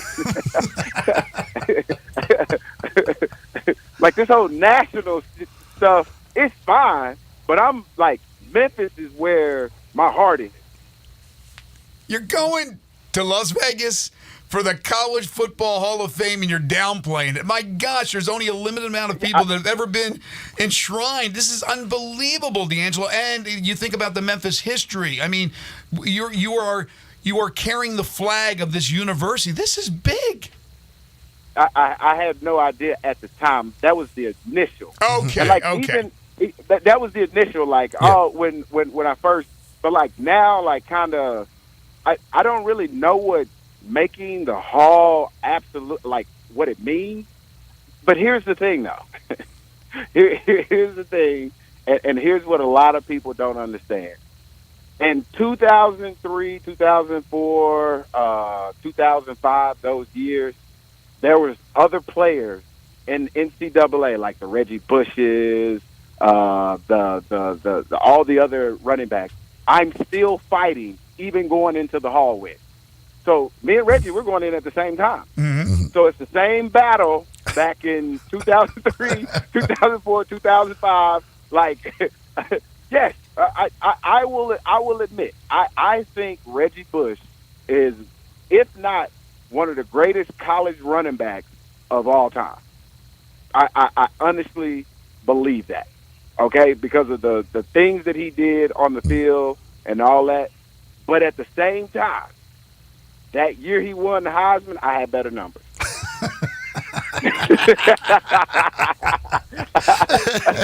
I'm not saying I'm better than him. I'm not saying I'm better Just than him. stating a fact. Just stating a fact. The numbers were better. That's what I'm saying. I mean, I'm not talking about level of competition. I don't want people to come at me. I'm just telling you, I had better numbers. So we also had the D'Angelo Carr. I mean, the push was on, right? The push was still on. got one in my office, as a matter of fact. And what blows my mind is that I got hurt the Tennessee game, and I wasn't able to play the Tennessee game, and a lot of the voters told me, like, kind of personally and behind the scenes, like, hey, man, had you played that Tennessee game, we would have been able to evaluate your talent, and you probably would have got the invite to Vegas or to to New York. Because New York, right. Because at that time, sometimes they would take 3, sometimes they would take 6, sometimes they would take 5. But this particular year, I think they only took like 3 because I thought I was going. By the way, I didn't necessarily want to win it. You know what I'm saying? I just wanted the university to because your university get a lot of prestige. Oh gosh, yes. That's what I'm saying. Like, we got one for the Heisman. Like, that's big kudos to the university. By the way, you had 2,500 more rushing yards than Reggie Bush as an NFL player. Just to throw that out there. And that's, you end up, you go on, you have the great career at Memphis. You have the great NFL career, long NFL career. When you look back at everything, what's the thing you're most proud of from your football career? I'm not broke. I'm just being honest with y'all. I'm not broken. I'm not broken. Those are the two things that I'm proud of right now, because those are the first 2 things when people see me, they talk about. They're like, oh, man, you look like you still can play. And in my mind, I'm like, nah, I appreciate that. That's a compliment. D'Angelo, don't take it any more than that. I have to tell myself that because there's a lot of people that they see you and they don't really know what to say. Right. So they just relate you to football and say, hey, you can still do this, man. And I'm like, dude, I'm 40. I understand. Now, I imagine you get that all the time. So who is the entire family going out, or just the entire family is going out? It's funny because my son, they didn't get a chance to watch me play football because by the time we had them, well, my oldest son did, but he doesn't remember it because he was really young. And they're playing football now. And some of the conversations we have has my wife dying laughing because I'll try to help my son, and I'm like, hey, son, let me, like, we'll throw the football around, and I'll try to get him to do some drills, and my son will be like, do you know what you're doing, Daddy? And my wife will start laughing because she'll go, he was a pro at this, right? That's funny. Done it a few times, just a few times. Right, just a few times. Well, as long as your son doesn't say, hey, can you bring over Jonathan Stewart to show me how it's done? right, yeah. But that's the thing though, and then that's what I love about like growing up. Like right now, my son is a huge Watson fan, like huge. Mm-hmm. He's like, Daddy, was you as good as him? And I go, I wish I was. I wish I was. And because it's not my place to like if he want to go see, then he can see. I'm not going to tear another player down at the University of Memphis. If it had been another player at another university, damn right I'm better than him. I hear you. No question. Do you? So obviously, you said you came out of your career healthy. Do you have any concerns about your kids playing football? I have no concerns at all because the same concerns that I would have with them playing football, I have the same concerns with them driving. Mm-hmm. I have the same concerns with what friends they make. I got the same concerns. So it's and I was talking about this today in the gym. I said that life is like a kid. When you're young, you want to be grown. You can't wait to get out of your parents' house. Mm-hmm. And then when you get out, you find out that there's bills, there's heartache. You just like, damn, can I come back? Right. I didn't know what I was asking for. No, you're exactly right. I was just talking to somebody yesterday I was doing a workout, and I was talking about back pain and all that crap, old people talk about. And I said to him, I go, enjoy. I said, you're in your 20s. Please enjoy life. Enjoy your 20s, your 30s, because I'm telling you, by the time you hit 40, there's going to be so many issues, and then they don't stop. They don't stop. It's every day there's something. So please enjoy life. Yes, and it's compounding, too, which is crazy. It's like, you remember when you was a kid, you could forget stuff, and, like, it wouldn't bother you as an adult? Oh, it just eats at you. There's no break. You're right. You're absolutely right. Hey, I know you're going to have a great time out there. And really, I appreciate it. We've had a good friendship over the years, D'Angelo. Thank you so much for doing this. I know you're getting ready to hop on the bird and head to Vegas. Have a great time.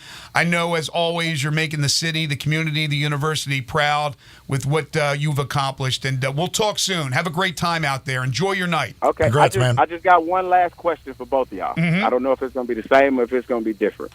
9-3 Memphis Tigers this year. I want you to fill in the blank. We'll be playing in a bowl game here against who? Memphis, my guess is a rematch from 2017. Memphis, Iowa State, in the AutoZone Liberty Bowl game. Yeah, I would say probably the same.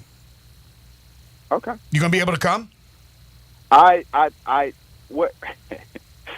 can't lock myself into Right, this yet. right. I don't know because I gotta do my homework. I gotta do my homework. But I can tell you this though, I will be watching. I know you I will. watch all the games. I know you will. All the games, man. It is great to have somebody, and there's, you're not the only one, but to have players, especially players of your ilk, to be able to always support the school. It's so pivotal. Thank you, D'Angelo. Thanks for your friendship. Have fun in Vegas, man. Thank you. Take care. Will do. Bye. He's great. So he's proud of not being broke. Got to be careful in Vegas. You can come back broke from Vegas. That's true. That's true. I don't know if he gambles. I don't know if he's he does very or not. wise with his money. Let's just say he's wise with his money. He had a long NFL career and a hell of a career as well. As you mentioned, more yards than Reggie Bush. 2,500 I don't more think people realize, a lot of people certainly probably don't realize how good of an NFL career he ended up having. A lot of yards and played for a lot of years. There's a new thing here in Memphis, and I'm excited about this. This will make a great holiday gift. This will make a great idea for a bachelorette party, any special occasion, anything like that. This is the new thing here in town. It's called City Brew Tours, and this is now in Memphis. What this is you get with these folks, you sign it, you'll buy a ticket, you go on these tours of local breweries.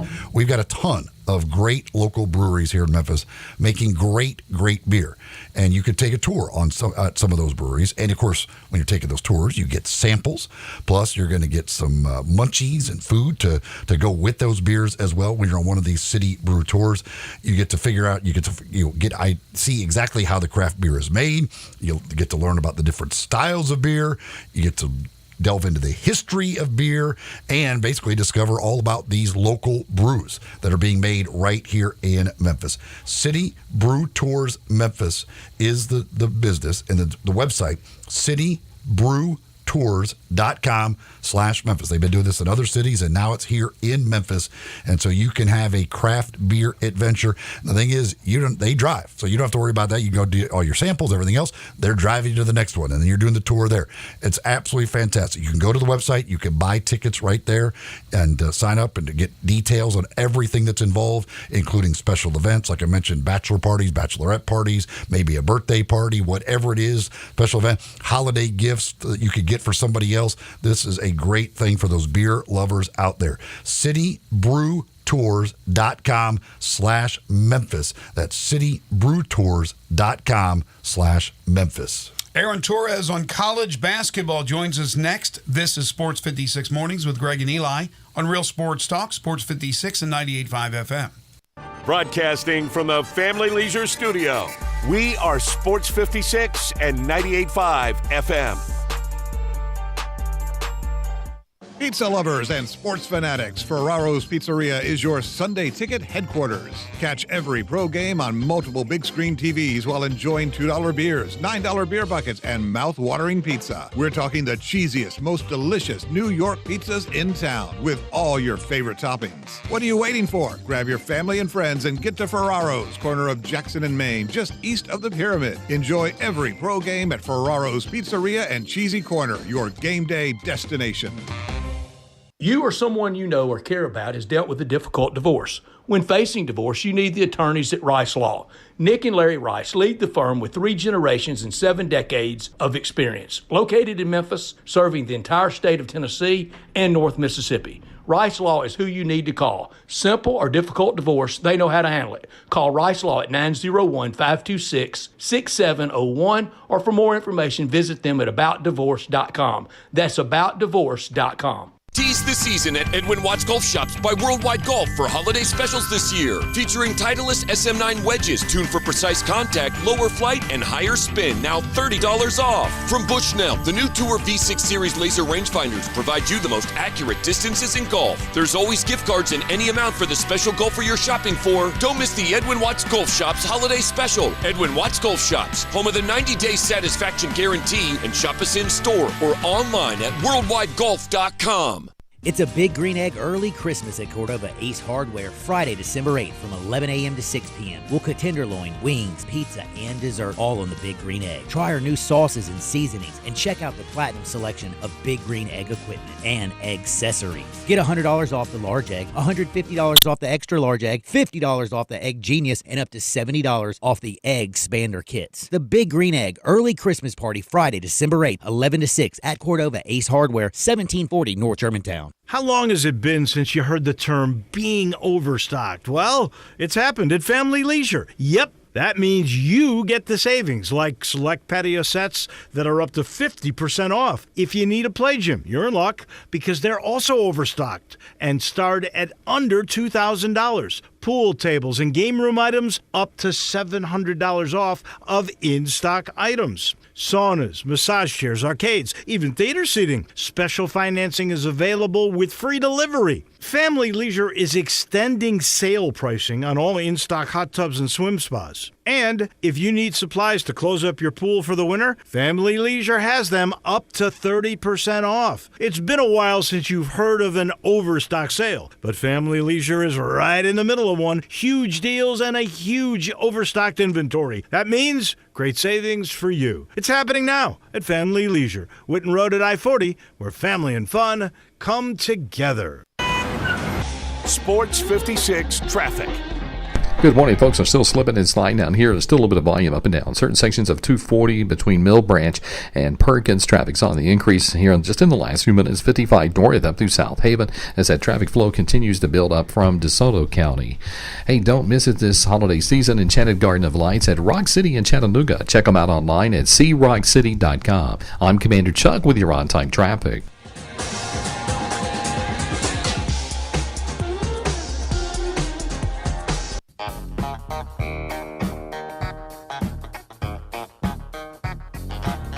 Now back to Sports 56 Mornings on Sports 56 and 98.5 FM. This hour is brought to you by James Gaddis Jewelers. Don't you just love it? Here once again, Greg Gaston and Eli Savoy.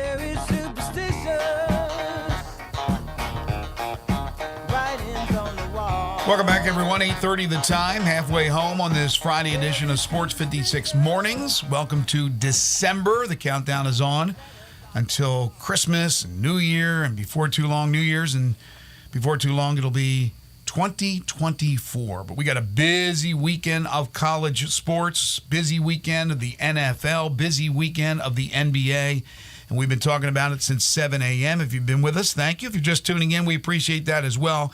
If you are just tuning in, you missed our interview with D'Angelo Williams. We have that on the website, so you can listen to it at your leisure. Just go to sportsmemphis.com. It'll be under featured audio. But also you can listen to the podcast of the show. We break it down hourly. That's all our shows right here on Sports 56. By the way, Saturday we will have the Memphis Ole Miss basketball game, starting with the pregame at 12:30, 1 o'clock tip-off between the Tigers and the Rebels. And we are hoping to find Aaron Torres, who's expected to join us. He covered the Arkansas-Duke game the other night in Fayetteville. Wanted to get his thoughts on that, and also, obviously, on the Memphis-Ole Miss game. He did text me and said the other night that he thinks it's Penny's best team. And I think it has the chance to be Penny's best team. No question about it, Eli. But as we've talked about, and we've talked about with Varlas, who was on with us, rebounding, offensive rebounding and defensive rebounding, pivotal for Memphis. I think they can go a long way if they can get that figured out. They can't keep allowing the amount of offensive rebounds to their opponent, those second chance opportunities. If they can limit that, they have a chance to win a lot of very big games this year. Yeah, well, the good news for them is Ole Miss is not a good rebounding team. They have been a poor rebounding team themselves. One of the things that Chris Beard has talked about is that their need to be much better on the defensive boards, especially. They give up too many offensive rebounds. So two teams that struggle in the same area doing battle tomorrow afternoon down at the Pavilion. We'll see what I'm interested to see what kind of difference Musa Cisse makes for Ole Miss. Jamarian Sharp, he's better offensively than Jamarian Sharp. He's certainly not an offensive weapon by any means.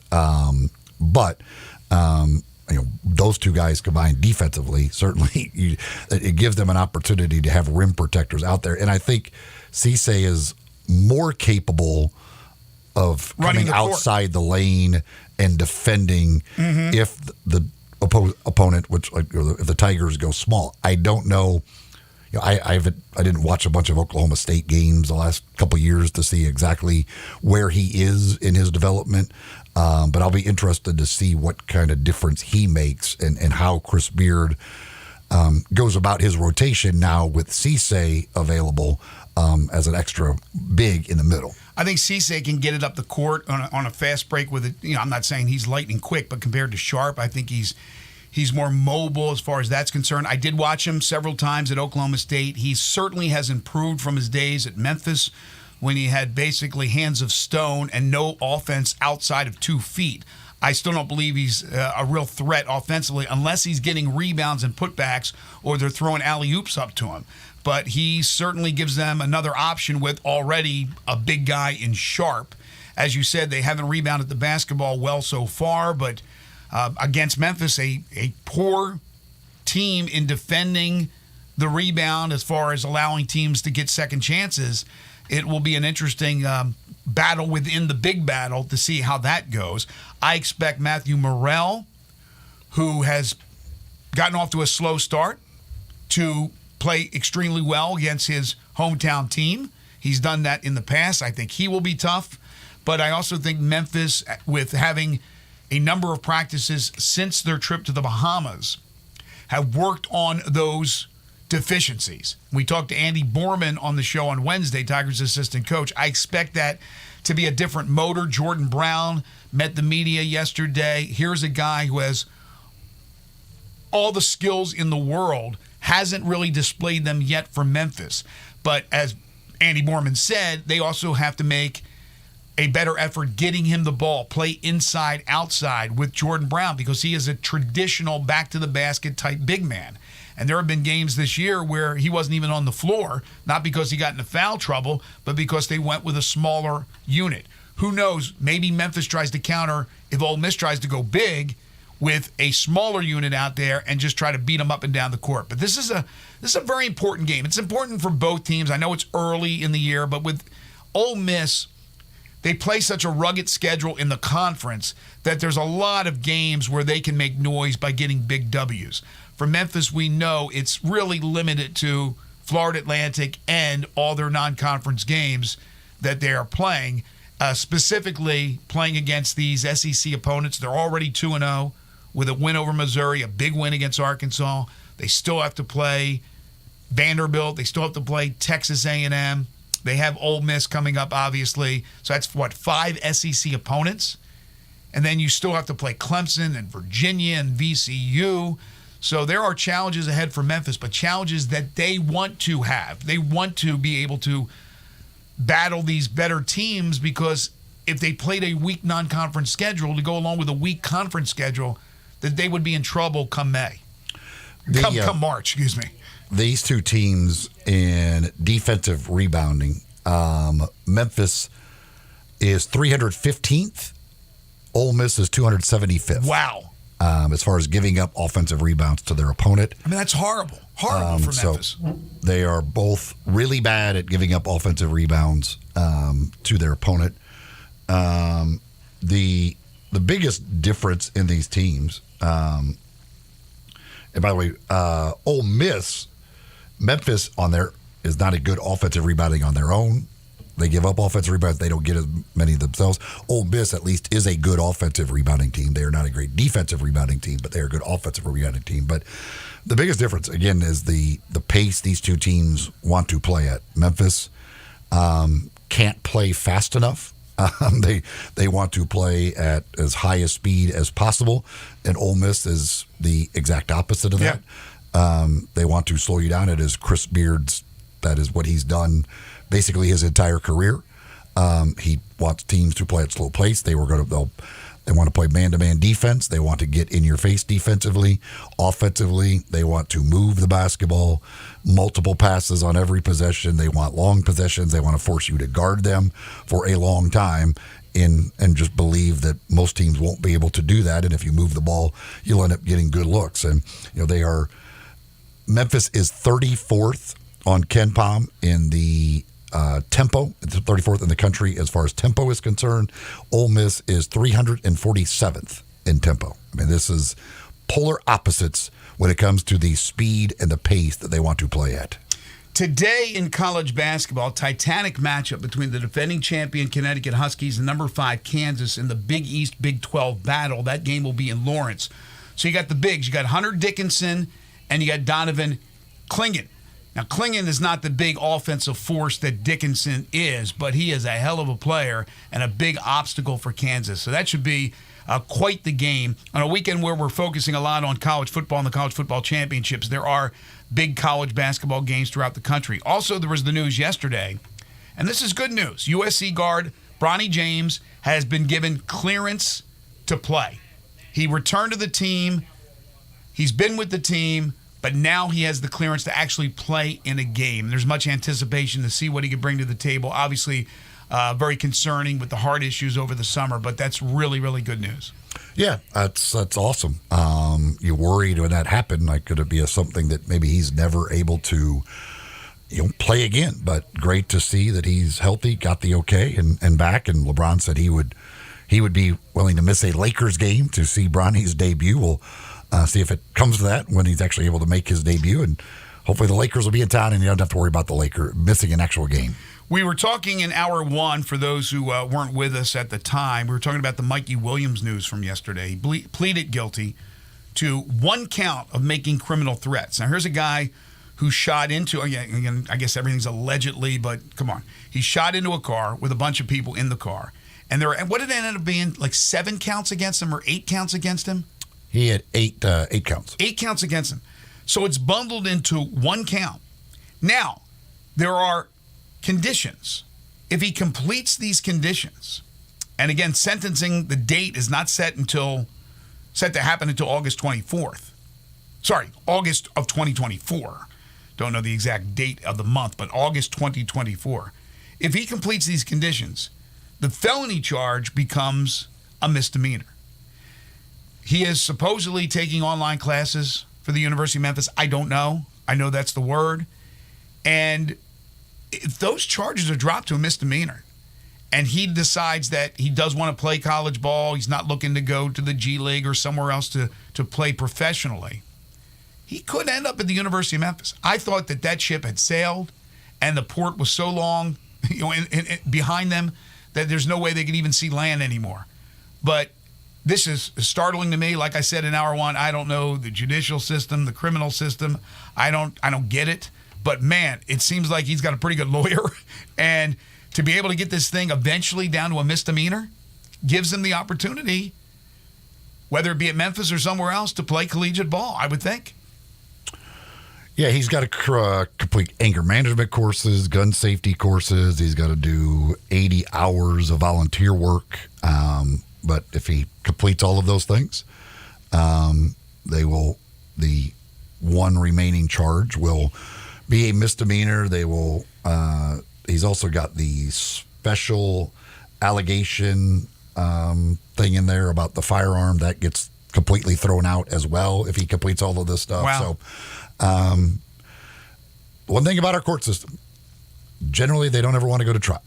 So that's the way it works. And so when it starts getting closer and closer, generally they work out plea deals because no lawyers want to go to trial, and that's where they end up. And this seems like a good deal for him, as long as he's able to do the things he needs to do, get it down to a misdemeanor, and then yes, he can. It would seem have that if based on what Penny has said, what the university said, that they're still supporting him, but they as long as the legal stuff was out there, that he wasn't going to be here and on the team.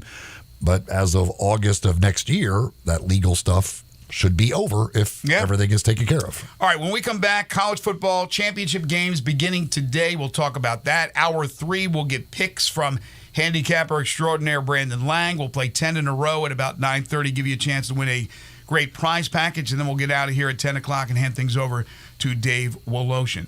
Well, 'tis the season for holiday feasting. I'm sure a lot of you folks ended up ordering turkeys and hams for Thanksgiving. Well, you can do the same at Corky's for the Christmas holidays, for New Year's Eve and your celebrations, your parties.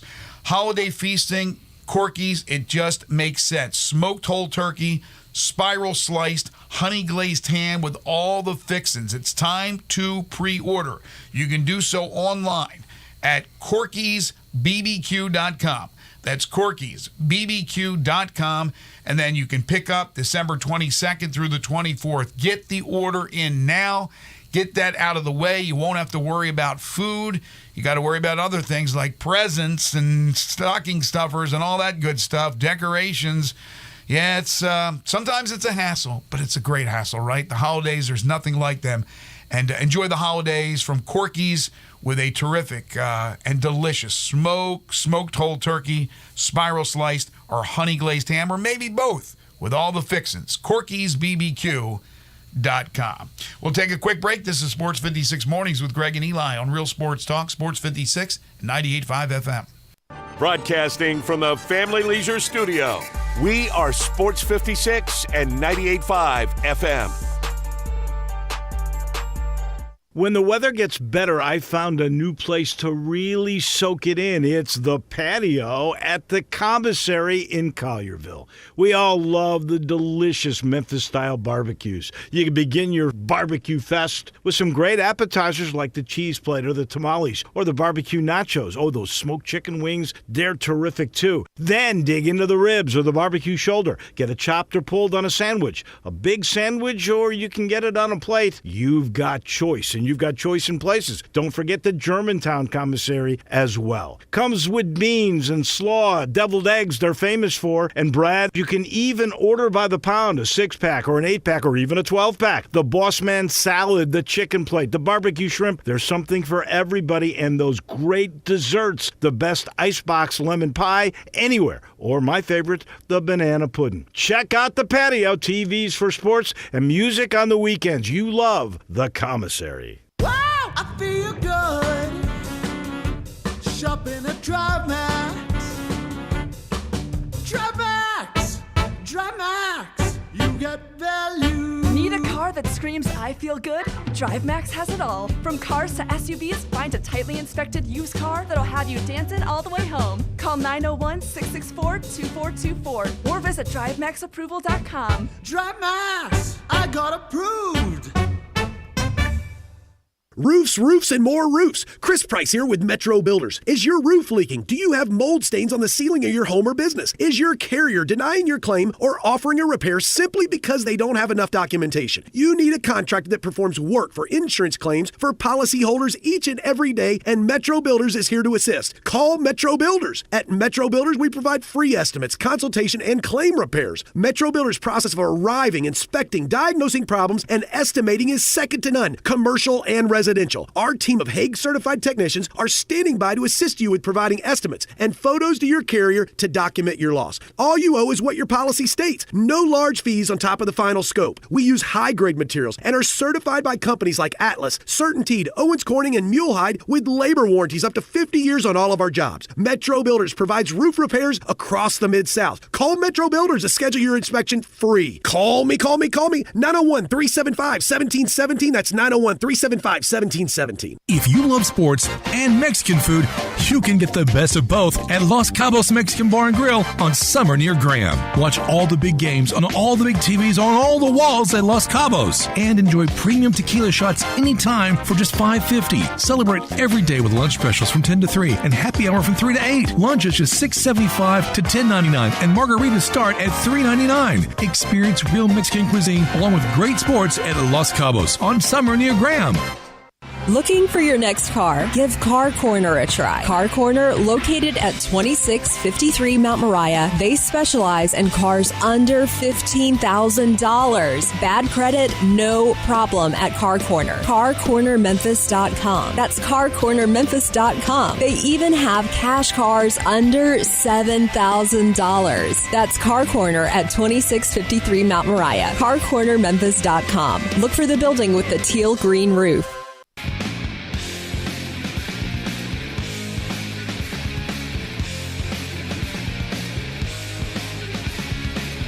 Now back to Sports 56 Mornings on Sports 56 and 98.5 FM.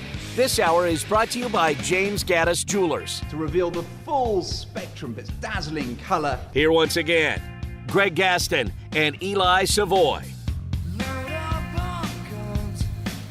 Still pretty amazing that Bobby Petrino is back at Arkansas.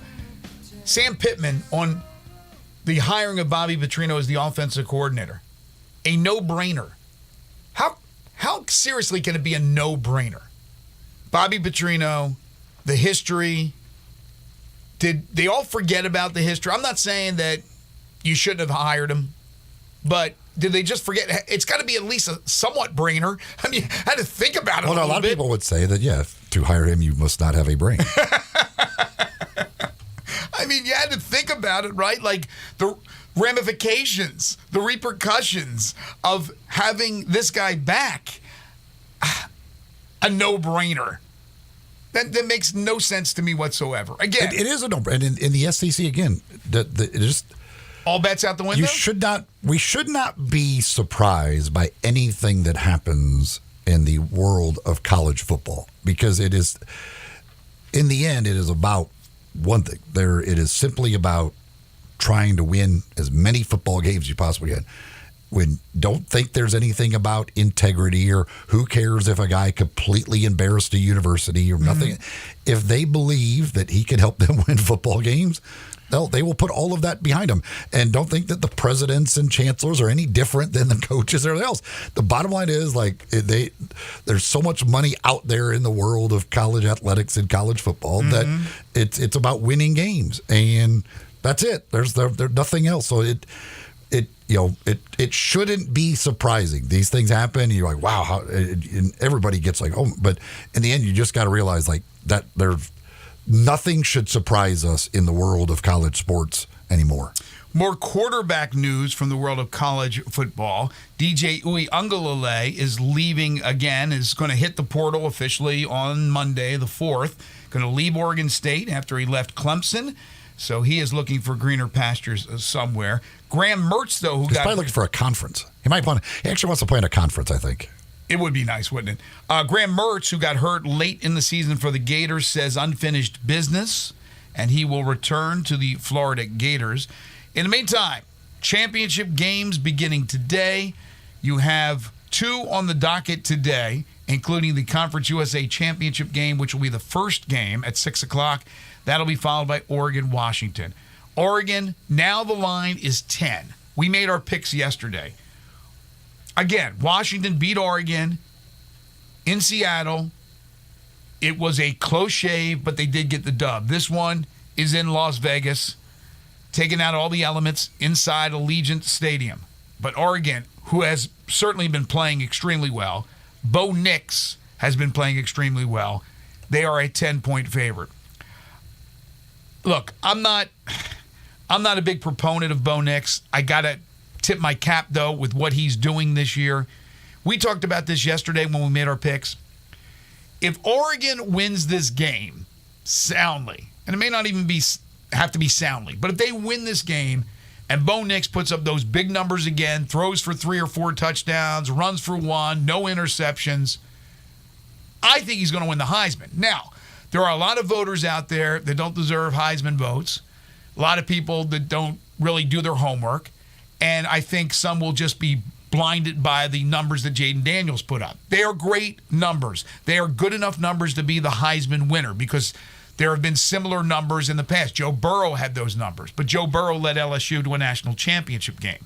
I think if Oregon is in the playoff, if he puts up big numbers, they win this game against Washington, I think he should win the Heisman. I think he has a chance. I think he's probably the only person that has a chance to win it this weekend. And barring him doing it, I think Jaden Daniels wins. But I think if Bo Nix has one of his crazy games and leads them to this win, then I think he could end up stealing it, basically, from Jaden Daniels and getting it. And what about Penix? What if Penix has the big game? I don't think Penix is. I don't think Penix can get there numbers wise. I mean, he's had a lot of games here recently where he throws for like 150 yards in a game. Like I don't think his total numbers can get to a point where they're good enough to win against Daniels, even with an undefeated season. So Bo Nix's final numbers will be crazy, and his final impression that Jaden Daniels doesn't get to make could be, I'm talking like he's going to have 5 or 6 total touchdowns, it's going to have to be, I think, a pretty epic performance, but he certainly is capable of that. We've seen it throughout the season that he has these types of games. And the idea of going back to Bo Nix, obviously he came into Auburn with all kinds of expectations and was the starter right off the bat. And like watching Bo Nix at Auburn, the idea that he would end up at the end of his career certainly being in New York, but maybe winning a Heisman Trophy, that's crazy to me. I give him a lot of credit. He has come a long way from his days at Auburn, and he has been absolutely tremendous this year. So was last year, too. So I assume you believe it's just a 2-man race. Like Carson Beck can't get in there? No, I don't. I just think that the total numbers of Daniels are going to be at a level that gives it to him, but I do think Bo Nix, because his total numbers are going to be eye-popping as well. And if he goes out and orchestrates that team, takes his team into the playoff with an epic performance to avenge their only loss, I think he could end up getting it. Doesn't guarantee it, but I think he's the one guy that could possibly win it over Daniels. The early championship games on Saturday, the Big 12 championship, Oklahoma State and Texas, the MAC, Miami of Ohio, and Toledo. Toledo, very quietly, 11-1 season. But Texas and Oklahoma State, we talked about this yesterday. Texas needs help. They need to win, and they need some help. But they also need to win big, and it may not even make a difference as far as the voters' eyes. But Texas is going to be out there, I would have to think, Eli, in the end, trying to pile on, which could be an issue when it's all said and done, especially if they're in control of this game. Might be a little feisty Oklahoma State Cowboys in the end, not happy with what they're saying. But then again, with Mike Gundy's teams, you never know. Just when you expect them not to be that competitive, they step up, and it's a 15.5-point line, for goodness sakes. But Texas needs to win and just keep piling on points and touchdowns to just make a statement again. Yeah, to me, Texas needs to get up early. Like they want to establish the game control, which the committee uses. You want to get up early and just control the game. And I don't think they're going to be throwing with a minute to go, throwing deep passes to try and add extra touchdowns because, I mean, the committee's not dumb. They can see you won by 30. I don't know. We saw Some that. of them are dumb. We saw what you did, so I don't think it's that. What they need to do, they need to get up early. They need to control the game. If Oklahoma State scores a touchdown, you need to answer that back. Like they want to get a comfortable lead and keep that comfortable lead and establish a game control where it looks like they completely dominated the game. And again, that may not even be enough in the end anyway. That might be, hey, congratulations, you finished 5th and a 14 playoff. So congratulations for that, Texas. Great year, but good luck in the whatever bowl they end up going to. I guess they would be in the Cotton. I don't know. I guess the Cotton Bowl. Yeah, I think so. What they would end up at. By the way, are you not? I think we discussed this yesterday as well. But aren't you a little surprised that the line for Tulane SMU, the AAC championship game, really hasn't moved once the news came out that Preston Stone was done for the season? Yes, I'm very surprised by that because again, I don't see SMU basically because really nobody is able to run the ball against Tulane. So if SMU is not able to run the ball against Tulane, that puts a lot of pressure on a new quarterback in a championship game, and I just don't know that. I don't have a whole lot of high hopes for SMU in this game. And nor do I, but the line remains at 3.5. Tulane the favorite. Folks, if you've got a move coming up, you want to make sure you get professionals to help you. So make sure you have any issues, any problems, takes a lot of the stress, takes a lot of the worry out of that process for you. That's what you'll get when you call Black Tie Moving. You get professionals. You get the best. You get guys who have, they've got 5-star ratings online. They've got an A+ rating with the Better Business Bureau. People who have been doing it. People know what they're doing. People are going to take great care of your stuff throughout the move and take great care of you to make sure you don't have any issues or any problems. If you've got any questions that come up, they're there 24/7, available to reach and answer those questions that you might have. All you need to do is pick up your phone, give them a call, 901-316-6196, or you could go to blacktiemoving.com/Memphis. Talk with them. They work with you, coming up with a plan for your move that fits your needs, fits your budget. They give you no obligation quote up front, so you know exactly what it's going to cost as well when you deal with the folks at Black Tie Moving. Don't try and do it yourself. Don't ask your friends. Get the professionals to help you with your move. Black Tie Moving. 901-316-6196 or blacktiemoving.com/Memphis. Final hour on the way. We'll open up with the one and only Brandon Lang. This is Sports 56 Mornings with Greg and Eli on Real Sports Talk, Sports 56 and 98.5 FM.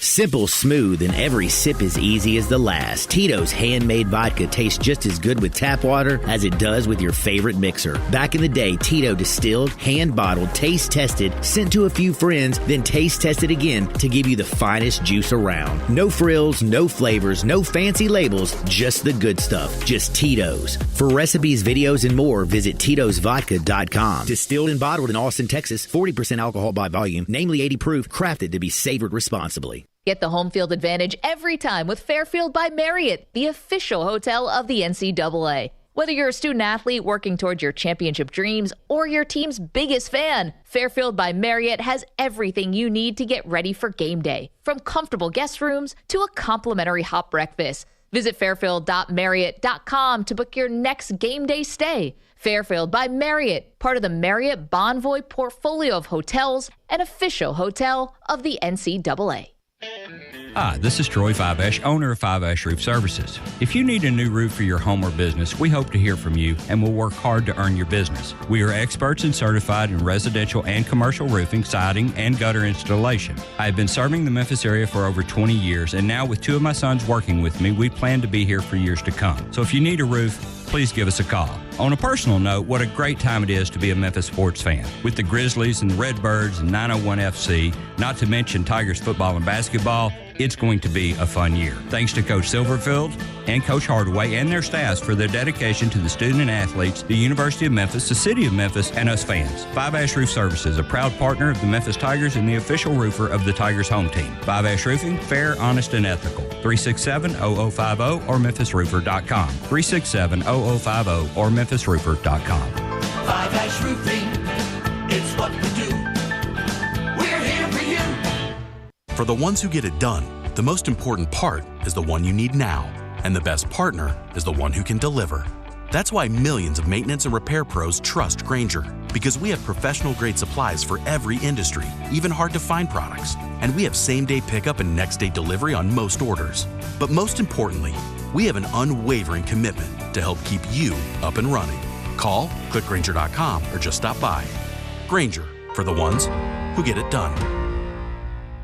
How long has it been since you heard the term being overstocked? Well, it's happened at Family Leisure. Yep. That means you get the savings, like select patio sets that are up to 50% off. If you need a play gym, you're in luck because they're also overstocked and start at under $2,000. Pool tables and game room items up to $700 off of in-stock items. Saunas, massage chairs, arcades, even theater seating. Special financing is available with free delivery. Family Leisure is extending sale pricing on all in-stock hot tubs and swim spas. And if you need supplies to close up your pool for the winter, Family Leisure has them up to 30% off. It's been a while since you've heard of an overstock sale, but Family Leisure is right in the middle of one. Huge deals and a huge overstocked inventory. That means great savings for you. It's happening now at Family Leisure, Whitten Road at I-40, where family and fun come together.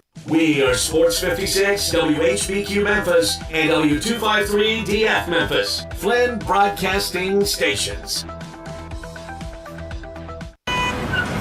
Sports 56 traffic.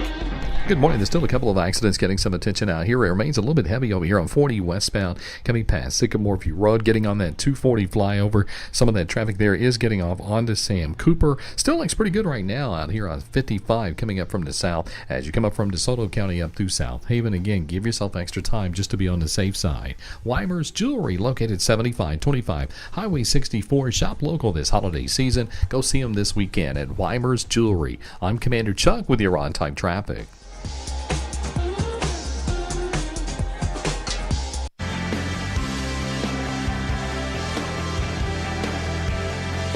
Now back to Sports 56 Mornings on Sports 56 and 98.5 FM. This hour is brought to you by Acura of Memphis. Witness the power. Here once again, Greg Gaston and Eli Savoy. I've been roaming around, always looking down at all I see. Welcome back, everybody. Hour number 3, our final hour this week here on Sports 56 Mornings, getting you set for the sports weekend. Greg Gaston, Eli Savoy, Zach Boyd with you from the Family Leisure Studios. Family Leisure, their overstock sale continues at 2120 Whitten Road, just north of I-40. Currently overcast, 53 degrees. We're looking at the possibility of some more rain today, about a 60% chance. But the high, wow, 68 degrees. That is nice tonight. Considerable cloudiness, occasional rain showers with a low of 47 degrees. The chance of rain drops to 50%. And then tomorrow, some considerable cloudiness with occasional rain showers. Again, about a 50% chance and a high near 62 degrees. Got a text from Doug. He says, Nick says ran for less than 200 yards. Daniels over 1,000. Passing yards similar. Daniels hands down best player in the country. Listen, I would vote for Jaden Daniels, but there are a lot of voters who will look at the team's success as something to weight towards Bo Nix. And if Bo Nix does have a good game, Bo Nix very well, he's going to lead the nation in all likelihood in passing yardage and could very well lead the nation in passing touchdowns with a good game tonight and has only thrown 2 interceptions. So there will be people that look at it going, leads the nation in passing, leads the nation in touchdowns, passing, only throws 2 interceptions, and is on a team that's going to the playoff and a conference champion. I think there will be a lot of voters that will sway a lot of voters. If it was me, I would still vote for Jaden Daniels, but I think Bo Nix has a chance to win over enough voters tonight. Nix has 6 touchdown rushes, but he's not really a dual threat quarterback. So we're going to hold it against him that he's not a dual threat quarterback. Daniels is the better athlete. He's got the better numbers. He's playing for a team that's good. My statement last week was they were losing the game against Texas A&M. I said if they lost that game, There's no way I'm giving the Heisman Trophy to a 4-loss to a player on a 4-loss team. They won that game. So 3-loss team, I'm sorry, there is a big difference between 3 and 4.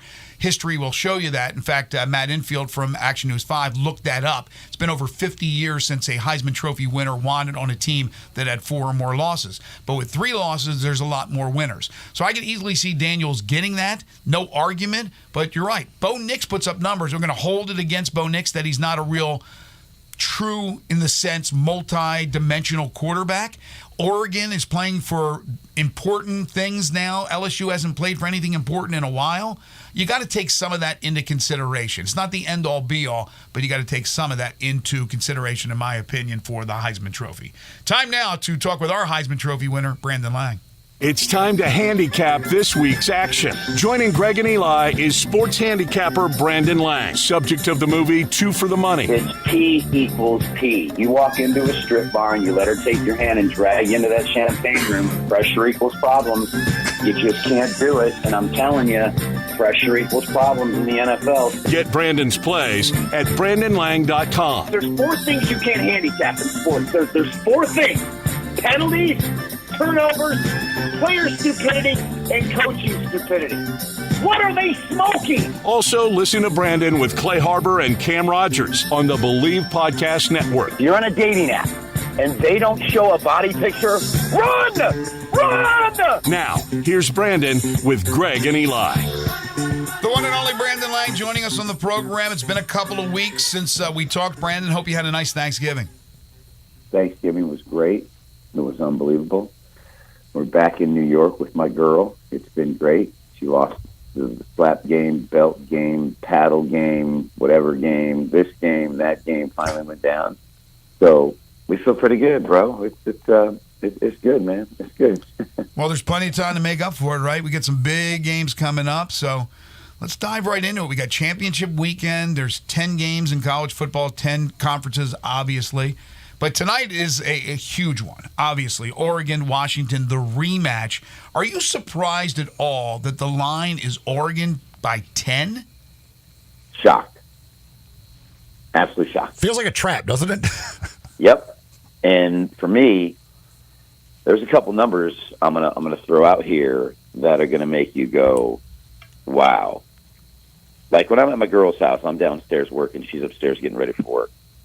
And she comes walking down the stairs, and she works for $1 billion commercial real estate company. And she comes downstairs, and what she wears to work is just so, again, she's 5'8". She used to model, so she just wears clothes well.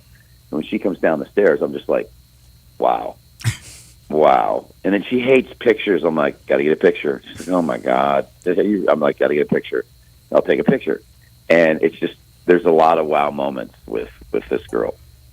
And we decided that when I come back to New York and work in the summer and run my golf business, that we're going to live together. So we've now taken the next step. Whoa, congratulations. Wow. Right. Yeah, so this is getting great. We just, we're talking about the fact she's going to come out to Vegas in 2 weeks, and we're going to go see U2 at the Sphere, Nice. however you pronounce it. Sphere. And she's like, oh my God, we're going to have so much fun. And I text her back. She's at work, and I kind of leave her alone. She's at work during the day, high pressure job, whatever. If she texts me or calls me, that's great. But I've learned just to leave her alone because she's got to deal with that. I said, listen to me.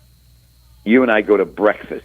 We have fun. I mean, imagine going to U2. It's just that kind of chemistry that if we're walking out the door to get in the car and drive somewhere, we have fun. It's the most amazing chemistry. Last night she came home and we watched the football game, and afterwards, she's a big country music fan, and I was not really a big country music fan quickly before we get to the game.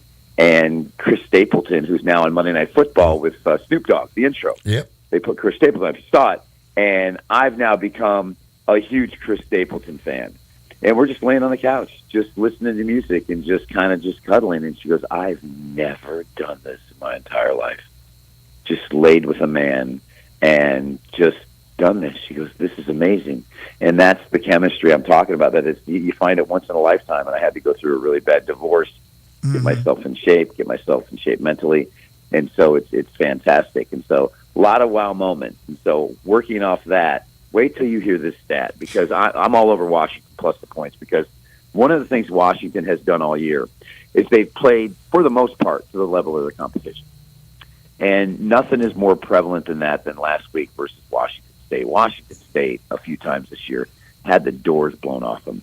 And I mean absolute door. I mean, Arizona went into Washington State and just absolutely pummeled this team. Like, just flat out embarrassing when you look at Washington State. They got pummeled by Arizona 44-6. Oregon beat them by 14. They lost at Arizona State by 11. So you're going to Arizona State, a team that just lost by 50 to Arizona, and lost by 11 outright, and yet you're going to go into Washington as a 16-point dog and have a chance to win the game outright. And that's what I'm talking about, Washington, that they played to the level of their competition. Oregon State, okay, 22-20. Utah at home, 35-28. At USC, that was a 3-point game late. At Stanford, 42-33. Arizona State at home, 15-7. I mean, everywhere you look, it's just they play to the level. Let Cal put up 32 on them. But in this game here, take a deep breath. Because not only is Kalen, is it DeBoer? DeBoer, yeah. Not only is he 23-2 straight up since taking the job in Seattle, he is 15-1 straight up when his team owns the better record than their opponent, including 13 straight wins. Wow. So I can't listen. I had Oregon in the first meeting at the Washington plus 3.5. They covered, should have won the game outright. They pretty much dominated the game. But I just think it's way too many points. And if I'm wrong, I'm wrong. But I ain't going against a coach that's won his last 13 games against opponents that he has a better record. I'm just not going against that. It makes it, again, I'm with you. If it is a trap, I'm falling for the trap as well. But me too. It certainly it feels like a trap. The Big 12 game, Texas, they need some help to get into the playoff. But first, they got to take care of business against Oklahoma State. Need to do it fairly, convincingly, impressively. Want to do game control. But what do you think about Texas and Oklahoma State? Okay, did you watch Texas last week? I did not see the Texas game last week. Okay, they're minus 14 they at killed home. them by, 50 or whatever? Was it Texas Beat them by Tech? 50. Beat them by 50. They a Texas Tech team that had come into the game having just beat UCF 24-23. Let me mind you that, and just beat Kansas at Kansas 16-13, beat TCU at home 35-28. They're riding a 3-game winning streak, and the win over UCF, that's the same UCF team that beat this Oklahoma State team 45-3. Let me say that again. The only reason why Oklahoma State's in this game, that they had the good fortune of playing Oklahoma and Kansas State both at home. That's the only reason why. And then off the Oklahoma win, they go to UCF and get beat 45-3. I'm watching this Texas game, and Sarkisian never called off the dogs. He just kept coming and coming and coming and coming. And the only way, no one's talking about it. Bama beats Georgia and what happens with Texas. Listen, the only hope that Texas has is they've got to win this game by 5 touchdowns. They have to. It's their only way they're going to have any shot whatsoever. And I watched the game last week. I hadn't watched Texas in a while. They're good. Mm-hmm. They're really good. I mean, like, really good. I think they name it. I don't think Oklahoma State should be in this game. Mm-hmm. Lost to West Virginia, got blown out at UCF. I just don't. I think Texas is really, really good, guys. They really are, and I think they make a statement and win by at least 4 touchdowns. By the way, and if you want to compare score, that's a Texas Tech team that Oregon only beat by 8 this year. But Texas beat by 50. Yeah, it's tough to do that comparative scoring, but we do it all the time. All right, you alluded to Alabama and Georgia. Alabama, Georgia, 5-point game. The line, I think, started at 6. It was down to 5. Alabama would not be in the position they're in, which a chance to possibly go to the playoff if they had lost to Auburn. Got the miracle 4th and goal, I guess, from the 31 touchdown pass. Georgia, what do you think? Listen, let's move past that Alabama-Auburn game for a minute. Georgia wasn't exactly this big convincing win over Georgia Tech. No, they were not. No one's talking about that. That was a one-score game in the fourth quarter. Tech hung around the whole way. That's a Georgia Tech team that lost at home to MAC Conference Bowling Green. Yeah. So before we go thinking that Georgia's just going to waltz in here and just blow out, throw these rivalry games out the window. That was an Auburn team that lost the week before to New Mexico State as a 26-point home favorite by 3 touchdowns. Yep. So you just Washington struggled with Washington State. Auburn and Alabama struggled. Now throw it all out, neutral field. How do these teams match up? Georgia has not beat Alabama in back-to-back years in 20 years. 20. And you're giving me points. Nick Saban, 10-3 straight, 11-2 against the number as a dog of 7 points or fewer. You get Saban plus the points, you take it, you don't think about it. I just don't see him getting blown out. Wow. I don't. I really, really don't. See, you're right about those rivalry games. You throw them out the window. You're absolutely right. The thing about Georgia is, to me, this year's Georgia team, not the last 2 years, is they turn it on when they want to turn it on. When they wanted to blow out Tennessee, they blew out Tennessee. This is scary for me. This is a scary one because I hear what you're saying about Saban, but, man, it just seems like Georgia, when they want to go up to it, like theirs goes to 11. Everybody else's goes to 10. Theirs goes to 11. That worries me. Anyway. Well, I get it. I really, really do. But let's understand that they struggled with Auburn as well, 27-20. Mm-hmm. South Carolina home by 10. Yes, but who did they blow out? An overrated Tennessee team, an overrated Ole Miss team. Missouri went into Georgia and stood toe-to-toe with them. An overrated Florida team, Vandy. I mean, they've had a pretty easy schedule. If you really just step back for a second and look at Georgia's schedule, it has been an absolute cakewalk. Yeah. It just has. And they've blown out bad teams. So, listen, should Georgia win by 7 or more? Absolutely. But you go against Saban, and listen, that's not my big play on Saturday. That's not we'll call it the belt game now. That's the belt. That's not my belt game. I'll give you my belt game. But you go against Saban as a dog, and he covers a number, you scratch your head and say, you just cannot. You know how many times I've gone against Saban when he's getting points and turned off the TV and say, you just don't go against him.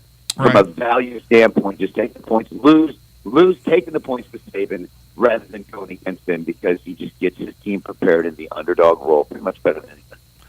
You were talking about Washington and kind of playing to the level of their competition. Tulane had some close calls. They beat Rice by 2 and East Carolina by 3 and Tulsa by 2. But last week, they had to win against UTSA. They beat them by 13. Now they get an SMU team that loses their starting quarterback for the rest of the season. And yet this line is only 3.5. And Tulane gets to host the game. Yes. I don't understand this. The line hasn't moved.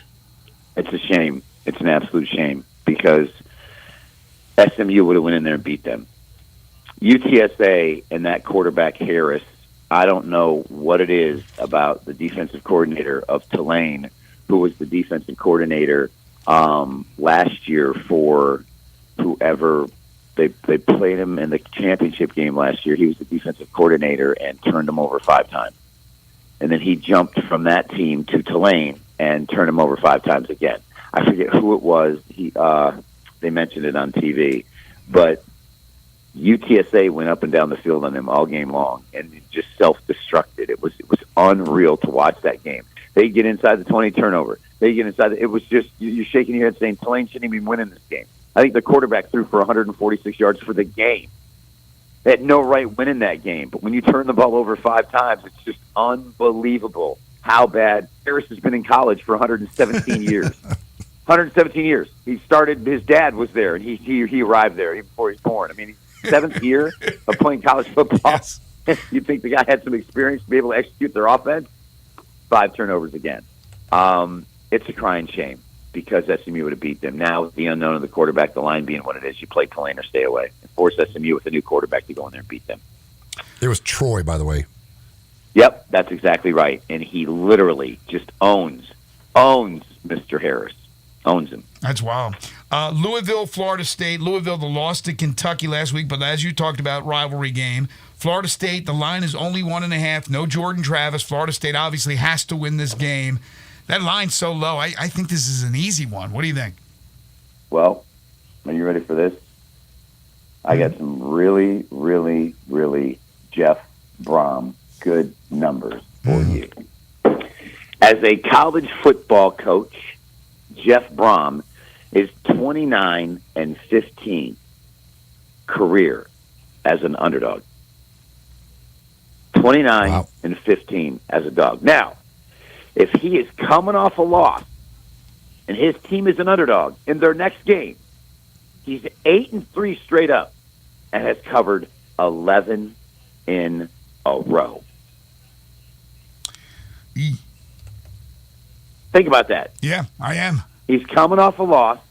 You make him a dog in his next game. He's won 8 of the 11 games straight up, 11-0 against the spread, 11 straight covers. Florida State, as a favorite, coming off a win, 0-10 against the number in their next game if they're a favorite. Wow. I'll give that one to you again.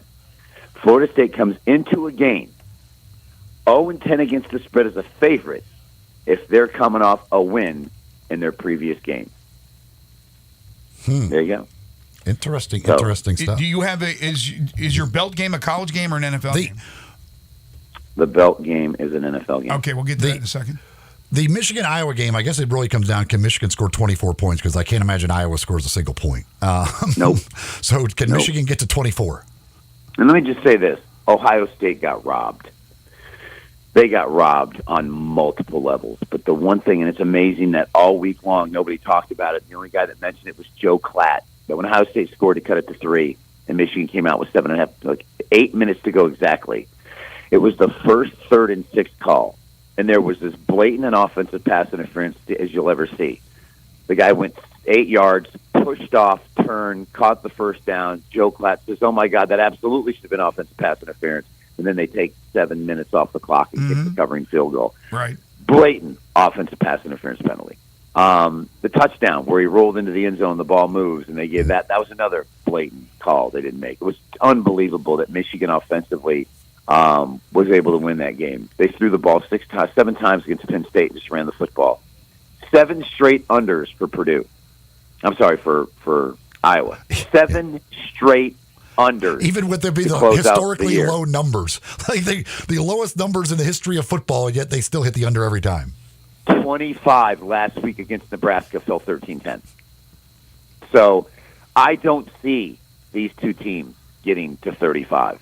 I don't. Iowa's defense is good. Let's not take away from that. They're really, really good. And Michigan's offense isn't that great if they can't run the football. So I'm sorry. I don't listen. Michigan's defense plays the way they played in the fourth quarter. I don't see Iowa scoring a point. I watched that Nebraska-Iowa game. Nebraska's defense is good. Don't get me wrong, but they're not Michigan good. No. And I was like, watch this Iowa offense going, oh my God, how's this team win a game? How they win a game? Well, So, they lost under 31-0 to Penn State. Like I assume that it's going to be a similar. They're type scoring game. 3 points. I'm telling you exactly how much they're scoring. They're scoring 3 points. Unreal. Iowa's getting Exactly the field right. goal. All right, Yep. NFL. You talk about the disrespect card. Philadelphia's at home, and they're a 3-point dog to San Francisco. 2 weeks ago, I took Kansas City over Philadelphia.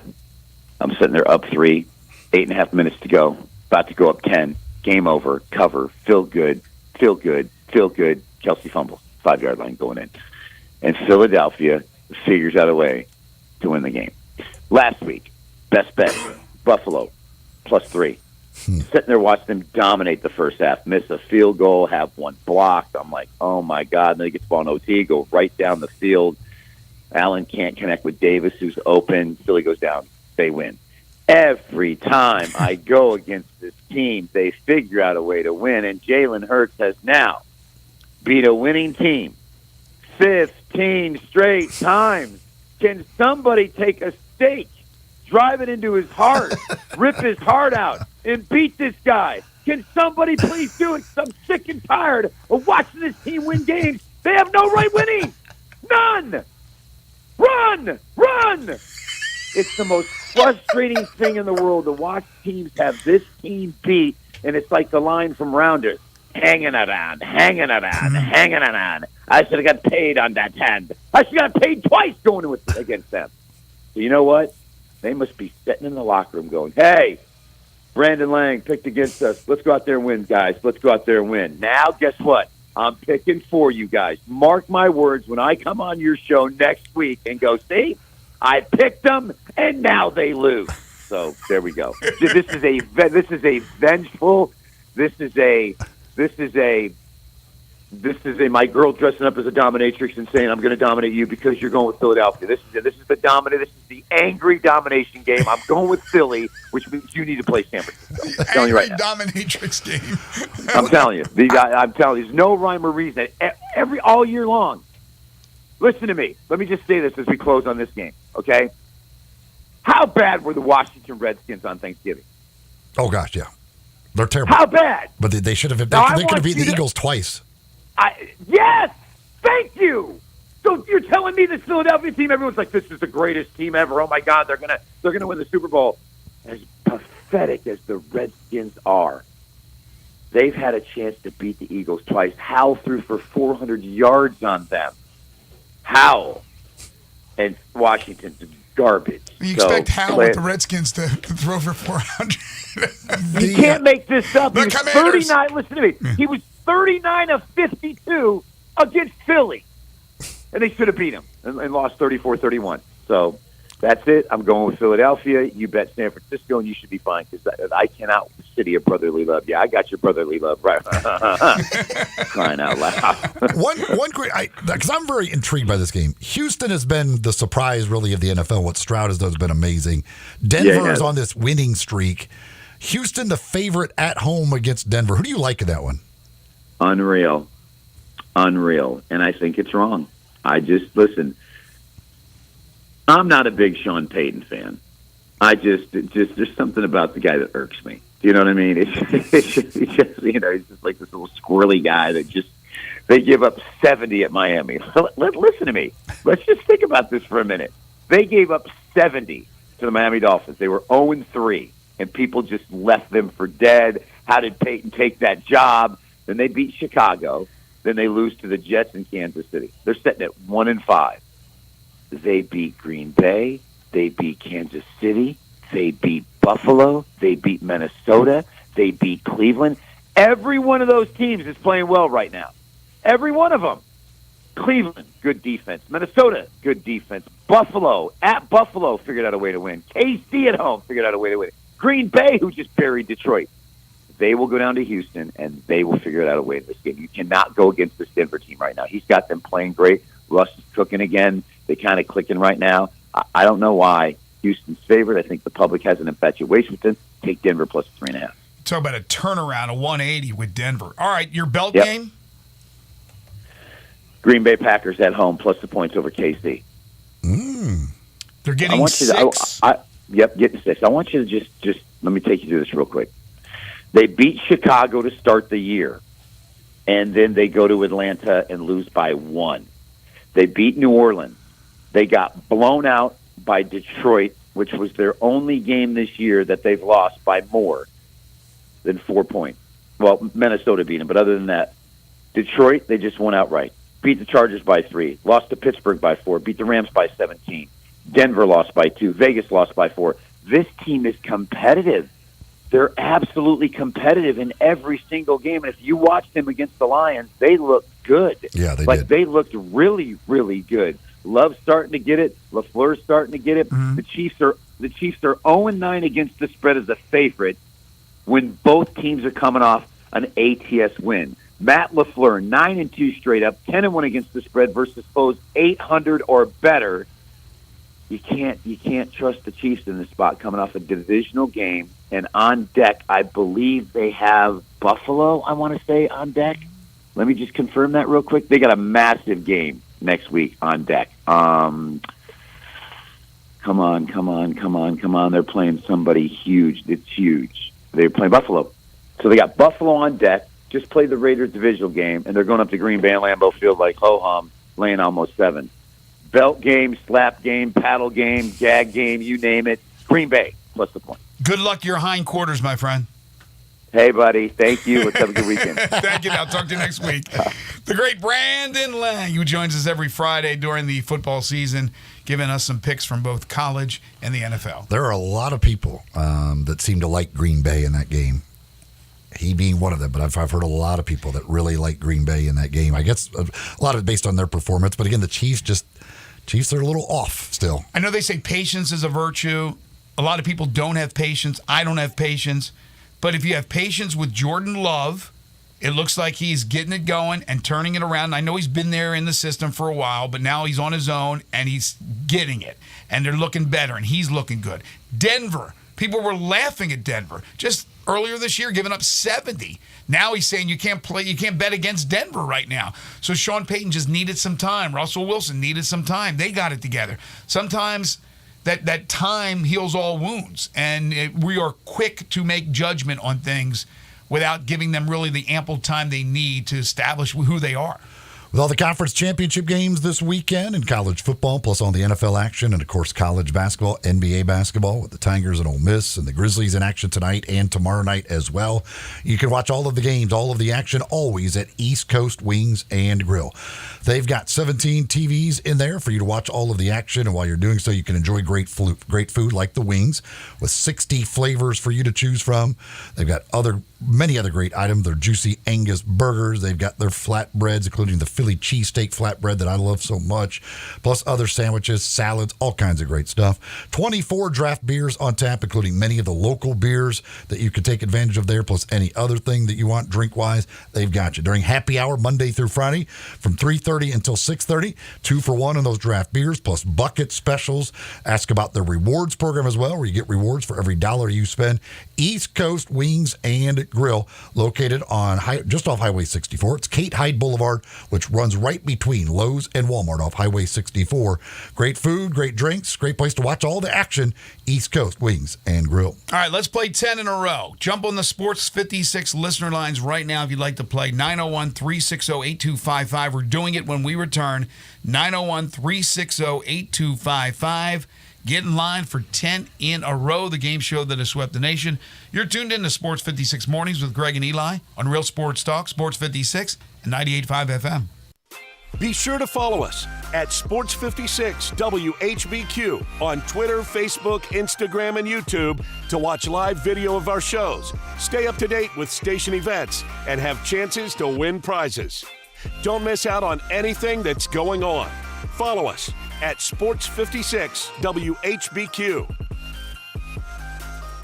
Jenkins Floors and More in Hernando is growing. This family business started up 5 years ago with just one pallet, and now they have hundreds. Tim, the owner, gets calls from people everywhere and can sometimes save them up to 50% on wood flooring, carpet, tile, and vinyl. Jenkins Floors and More helps with renovations, home building, and installation. Jenkins Floors and More, number 6 East Commerce Street in Hernando. Also in Little Rock and coming soon to Tennessee. Call 662-469-9350 for more information. As the weather gets colder, the NFL offers Stay Hot on FanDuel. Right now, new customers get $150 in bonus bets with any winning $5 moneyline bet. That's $150 if your team wins. If you've been thinking about joining FanDuel, there's no better time to get in on the action. The app is so easy to use. There's a wide range of betting options, spreads, player props, over-unders, and more. I like putting parlay bets together, hammering the overs, and anytime player touchdown bets always have me on the edge of my seat. So if you're ready to do the same, visit FanDuel.com/win and kick off the NFL season. That's FanDuel.com/win. FanDuel, official partner of the NFL. 21 plus and present in Tennessee. First online real money wager only. $5 pregame money line wager required. First online real money wager only. $10 first deposit required. Bonus issued as non-withdrawable bonus bets that expire 7 days after receipt. See terms at sportsbook.fanduel.com. Gambling problem? Call TN Redline 1-800-889-9789. Did you know nearly 40% of men under 40 and over 75% of men over the age of 40 experience sexual performance concerns? At the Memphis Men's Clinic, their experienced physician performs a comprehensive evaluation that determines which specific issues may interfere with your sexual performance. These issues can vary and range from anxiety to medical issues, low testosterone, or erectile dysfunction. The Memphis Men's Clinic has evaluated hundreds of men of all ages over the years and reestablished a normal sexual life. The Memphis Men's Clinic will work aggressively to resolve issues and allow you to restore your sexual health and overall well-being. That's the Memphis way. If you're 20 years old or 90 years old, come and get cared for the Memphis way. Treatment that's based on your specific needs after a professional clinical evaluation by their experienced board-certified physician. Call the Memphis Men's Clinic today at 901-443-0475 or visit memphismensclinic.com. Case IH is a proud supporter of the Mississippi Farm Bureau, and thanks to a membership benefits partnership, Mississippi Farm Bureau members receive a discount of up to $500 on every qualifying Case IH tractor and piece of equipment you purchase. This discount may be used with other promotions, rebates, or offers. So join Mid-South Ag Equipment and the Mississippi Farm Bureau and pocket up to $500 in savings. Call Mid-South Ag at 662-890-3141 to get your discount today. Now back to Sports 56 Mornings on Sports 56 and 98.5 FM. This hour is brought to you by Acura of Memphis. Okay, this car looked great wrapped around you, Here once again, Greg Gaston and Eli Savoy. The body's a temple, that's what we're taught. Welcome back, everyone. 9:36 is the time, and it's time now for 10 in a row. Not 5, not 6, not 7, not 8, not 9, but 10 in a row. Yes, the game show that has swept the nation. It is 10 in a row. If you'd like to participate, please don't delay. Jump on the Sports 56 listener lines right now at 901-360-8255. What are the folks playing for? We've got a $25 gift certificate to East Coast Wings and Grill, $25 to Meddlesome Brewery. Also, a couple of tickets to the Light Garden. That's down in Olive Branch City Park, the wonderful Christmas display that they've got down there. It's a walk-through deal where it's amazing, the amount of displays they've got. Really cool setup. Lightgarden.online for all the details that you can buy your tickets there. But you could win a couple of tickets if you win 10 in a row. Got a couple of Malco movie passes and a free haircut from Supercuts as well. All right, nice prize package for you. Here's the question. Top 10 plus ties, longest current NFL playoff droughts. Top 10 in ties, longest current NFL playoff droughts. Take into consideration that on average, about half the teams, a little bit less than that, change with each given year. So the droughts don't go too long for most teams, but there are a few that are out there. But we're doing the top 10 and ties for longest current NFL playoff droughts. So if it's a team that is in a position where they haven't been for a while, they're a top 10er, it's a yes. If not, it's a no. 360-8255. Top 10 and ties, longest current NFL playoff droughts. If you'd like to participate, 360-8255. This is interesting.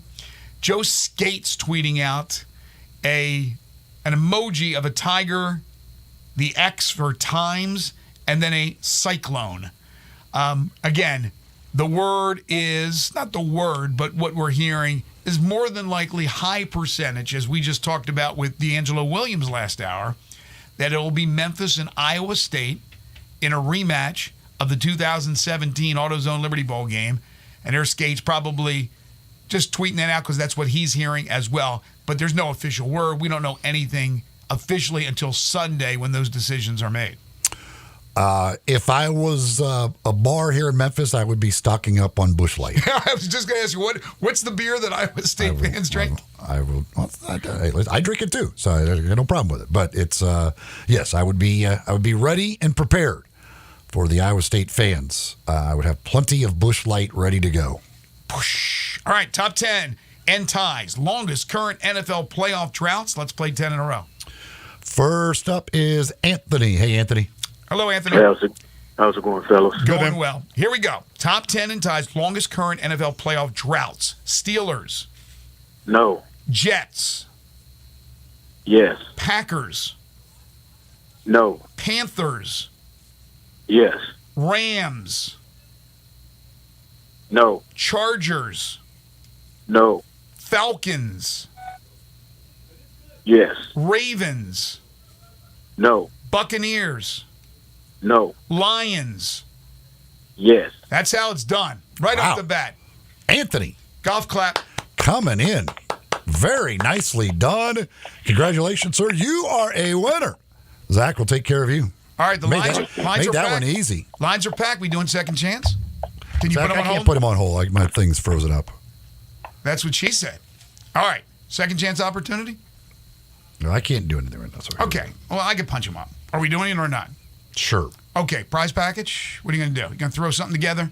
It'll be good. I'll get him something. It'll be good. All right. Tim, Herb, Andre, in that order, if we get there. We go to the second list, top 10 in ties, longest current NFL playoff droughts. Let me start with Tim. Hi, Tim. Hey, how are you? Doing well. All right, here we go. Commanders. Yes. Broncos. Yes. Raiders. Yes. All right. Unfortunately, that was not correct. We move on to Herb. Herb, how are you? Behind the blue car. Okay. All right, Herb. Commanders. Yeah. Broncos. Yeah. Raiders. No. Texans. Yeah. Colts. Yeah. Bears. Yeah. Dolphins. No. Browns. No. Oh, man, I thought he was going to run the table there. Finally, it's Andre. Andre, how are you? Hey. All right. Commanders. Yes. Broncos. Yes. Raiders. No. Texans. Yes. Colts. Yes. Bears. Yes. Dolphins. No. Browns. Yes. Saints. Yes. Bills. No. There you go. That's a second chance winner. Good job, Andre. Congrats, Andre. Congratulations. Put you on hold. Zach will get your information. Double winners today on 10 in a row.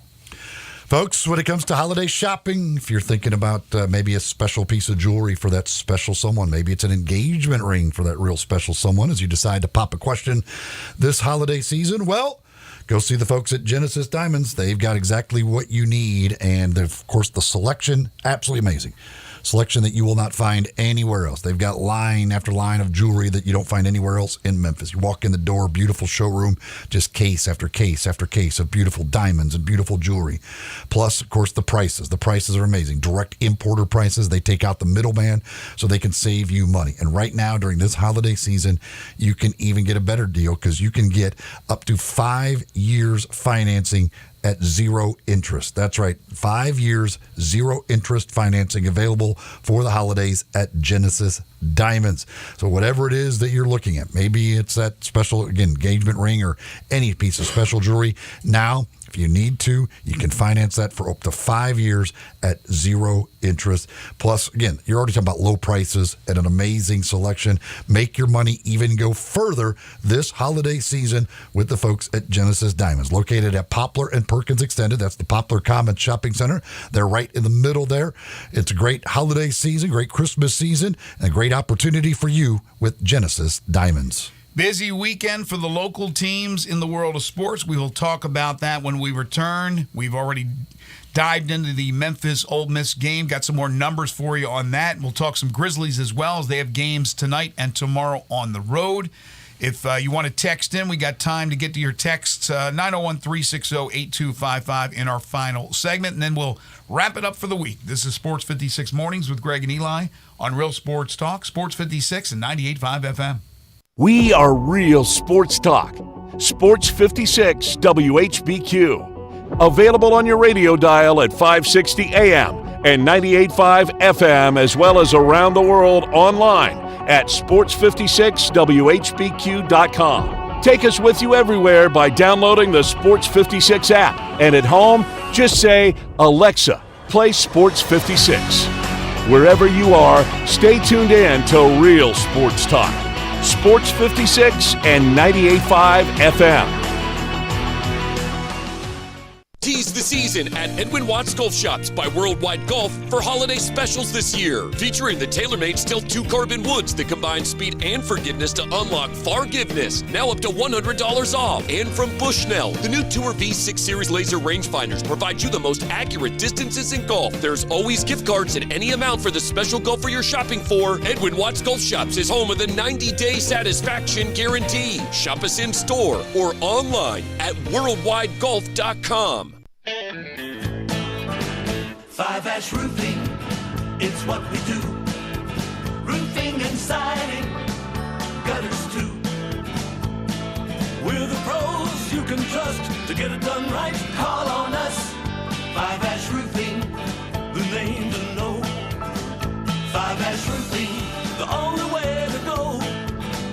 5-Ash Roofing, it's what we do. 5-Ash Roofing. Is that not the corniest thing you've ever heard? Can you believe I paid good money for that silly jingle? Well, the experts say make it memorable, and I think I got my money's worth. 5-Ash Roof Services, proud partner of the Memphis Tigers and the official roofer of the Tigers home team. 5-Ash Roofing, 367-0050 or memphisroofer.com. 367-0050 or memphisroofer.com. 5-Ash Roofing, it's what we do. We're here for you. Hey friends, Bill Russell at Russell Brothers Fine Jewelers, and it's now time to get serious about Christmas shopping for your special lady. As we celebrate our 38th Christmas at Russell Brothers this year, we've gathered the most stunning collection of beautiful diamonds and gemstones that you can possibly imagine. Exquisitely designed and crafted with the finest workmanship, our array of rings and bracelets, pendants and earrings will dazzle your lady and will give her the message very clearly how much you care about her. You care enough to give her the best. If you've never been to Russell Brothers, we invite you to join our many customers and see what a difference personal attention can make. Drive right to our front door. Come on in and be a part of our 38th Christmas, and let us show you what value, quality, service, and selection can look like as you choose a piece for her that will make you the very best Santa Claus ever. Russell Brothers Fine Jewelers, 4646 Poplar at Perkins. Hey, what's up, everybody? This is your buddy Johnny Radio. I'm here with Mark, the owner of Dyer's, out in Collierville's historic town square, where they've been cooking up them burgers since 1912, the old-fashioned way. Mark, what's going on in life? I see you got your 4 kids with you. What do they love about Dyer's? Man, they love everything about Dyer's. They love all the great food that we serve, and they really like eating our good food and watching some of their favorite sports. Braden, what do you like at Dyer's? I like a bacon burger with fries, a milkshake, and with a Tigers game in the background. Carter, who's your favorite football team? The Carolina Panthers, and just with some macaroni with that sounds amazing. My man Beckham, what's your favorite food over at Dyer's? We like the double cheeseburgers. Kinley, what is your favorite dish over at Dyer's? Daddy's cheeseburgers and the Dallas Cowboys game in the background. Just remember, everybody, bring your family, bring your friends, bring your team out and eat at our place. So head on over to Dyer's in Collierville's historic town square. When you think about insurance and you want great value without sacrificing great service, I want you to think one place: the Eflin Insurance and the entire Eflin Insurance team. Matt and his group of professionals will access 10 leading companies to find the right home and auto program that fits your budget and your absolute needs. The Eflin Insurance team, the number 386-GER, 386-4777.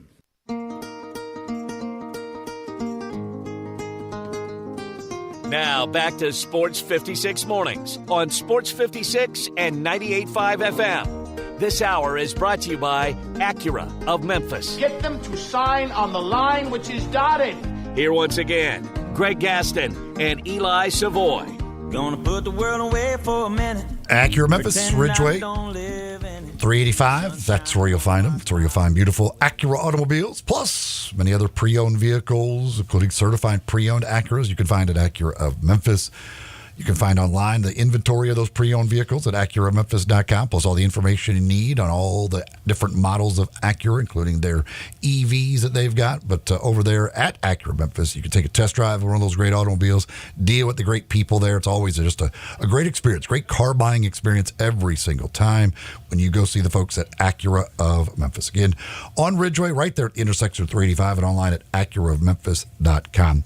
So you were talking earlier about your issues with DirecTV. Mm-hmm. By the way, Doug says that the ACC championship game will also be shown on the ACC network. If you have that, I don't know. I don't have the ACC network. I have the SEC network. A lot of people have texted in that you need to switch to YouTube TV. I do want to ask those people because I recently did a lot of research into the various television things.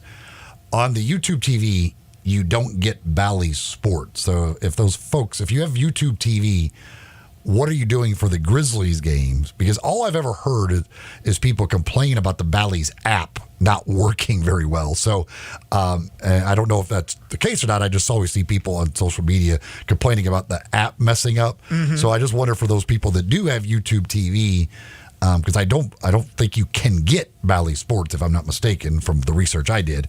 What do you do for Grizzlies games? Text in if you have that answer, 360-8255. Speaking of the Grizzlies, they look for 2 straight wins if they can knock off Dallas tonight in Big D. The Mavs at 11-6. The Grizz now at 4-13. 6:30 tonight in Dallas, and then a quick turnaround tomorrow in Phoenix. If you can get one of these two, it would be fantastic. You're trying to get as many as you can before the 25 games are up, and then Ja joins the team, and it doesn't mean because Ja's returning that they're going to go 57-0. He's going to play all 57 games because he's not. But Detroit next Wednesday on the road. Detroit lost again last night. What's the losing streak up to now? 16? 16. Yeah, they went winless in the month of November. Well, you hate to be the team that they beat, but I think that's certainly a game that you should win. But if you can take one of these next two, you got a couple against Houston coming up, a home and home. I think you get one of those. Again, it's not a lot. I understand. But beggars can't be choosy. You can get 4-4 in your next 8. That'll get you to 8. That'll be 8-17. And again, it's not good, but it's not horrendous. If you win 3 or 4, you're in deep trouble. Can you find somehow 4 more wins in their next 8? That's the big question with the Grizzlies. And again, if they played like they played the other night against Utah, they have a chance to win one of these two on the road, but I only say a chance because still, when it comes down to it, it's all about the star power, and the Mavs and the Suns certainly have it, although the Suns have dealt with injuries themselves. In the meantime, the Tigers and Ole Miss tomorrow. I think you're heading down to the Pavilion. I have a women's game to broadcast, Memphis women's game, so I will not be able to see that game. Do you remember the last year? I'm not going to ask you for the date, but the last year that the Tigers beat Ole Miss in Oxford? No, I don't remember. We started our show, June 1st, somewhere thereabouts, 2005. The last time the Tigers won in Oxford, December 17th, 2005. Tigers were ranked number 5. They won 72-49. Since then, they have lost 3 straight road games in the series, and they're 6-11 all time in Oxford. So even when the Rebels have been average, it's always been a battle. The Tigers, by the way, have you seen the line for the game? It's probably not out yet. It's still not out? Okay. But the Tigers, I would imagine, are favorites to win this game. But Ole Miss has got a good coach, and they got some talent, and they're coming around, and they still haven't lost a game yet. So this is going to be a tough game to go down to the Pavilion and win. But it's a game I think the Tigers really do need to win. By the way, Penny and Chris Beard, they have locked horns one time. That was December 1st, 2018 at the Hoop Hall Invitational in Miami. Beard was the coach of Texas Tech. The Tigers led by as many as 13 in the second half.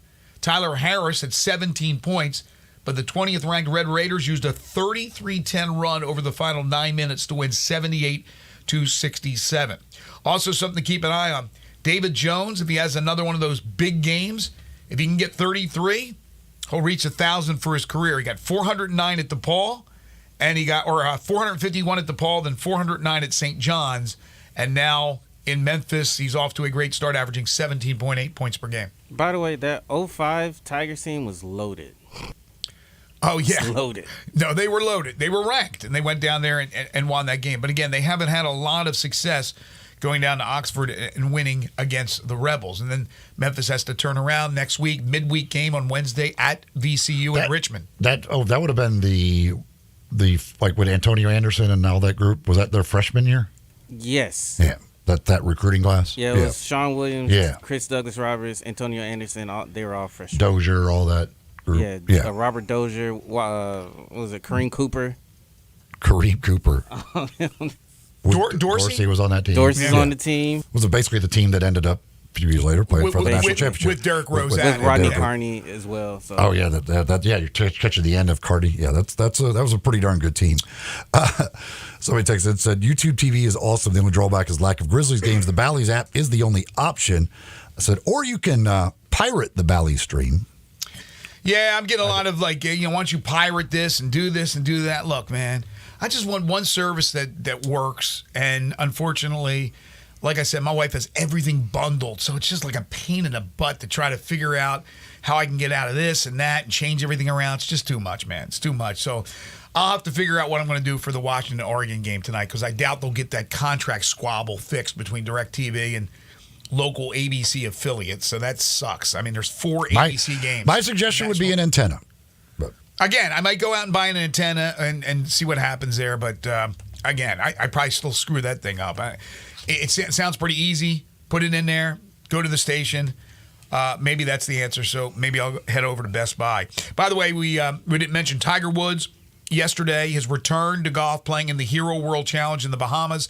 Just 20 players, a 20-player field. He's 18th out of 20 after one round. Shot a 3 over 75 set afterwards. He's sore. He's getting back. He's getting used to it. I don't know how much he'll play, but he was sore in his return to competitive golf. There you go. Yeah, he hit some. He still hit it a long way. Hit a few big time drives, but every time he would make a birdie, he would follow it with a bogey. Right. Pretty much, and then he just really staggered to the finish with the double bogey on 15, 16, 17. Played those 3 holes at 4 over par. He wasn't limping really, really badly, but he still doesn't get around very good. No, he's still a little problem with the gait. Something going on with the giddy up. But it is, that was an amazing and an unfortunate accident that he was involved in. To come back from that takes a lot of time, a lot of patience, and he's not a spring chicken anymore. We want to thank John Varlas, the great D'Angelo Williams, and Brandon Lang for joining us on the program. We'll reschedule Aaron Torres. Big thanks to you folks for listening, all your calls, your texts. We always appreciate it. Coming up next, Wolo and Friends on Sports 56. Stay tuned for that. For Eli Savoy, Zach Boyd, I'm Greg Gaston. Have a great weekend. We'll talk about it again Monday morning starting at 7 a.m.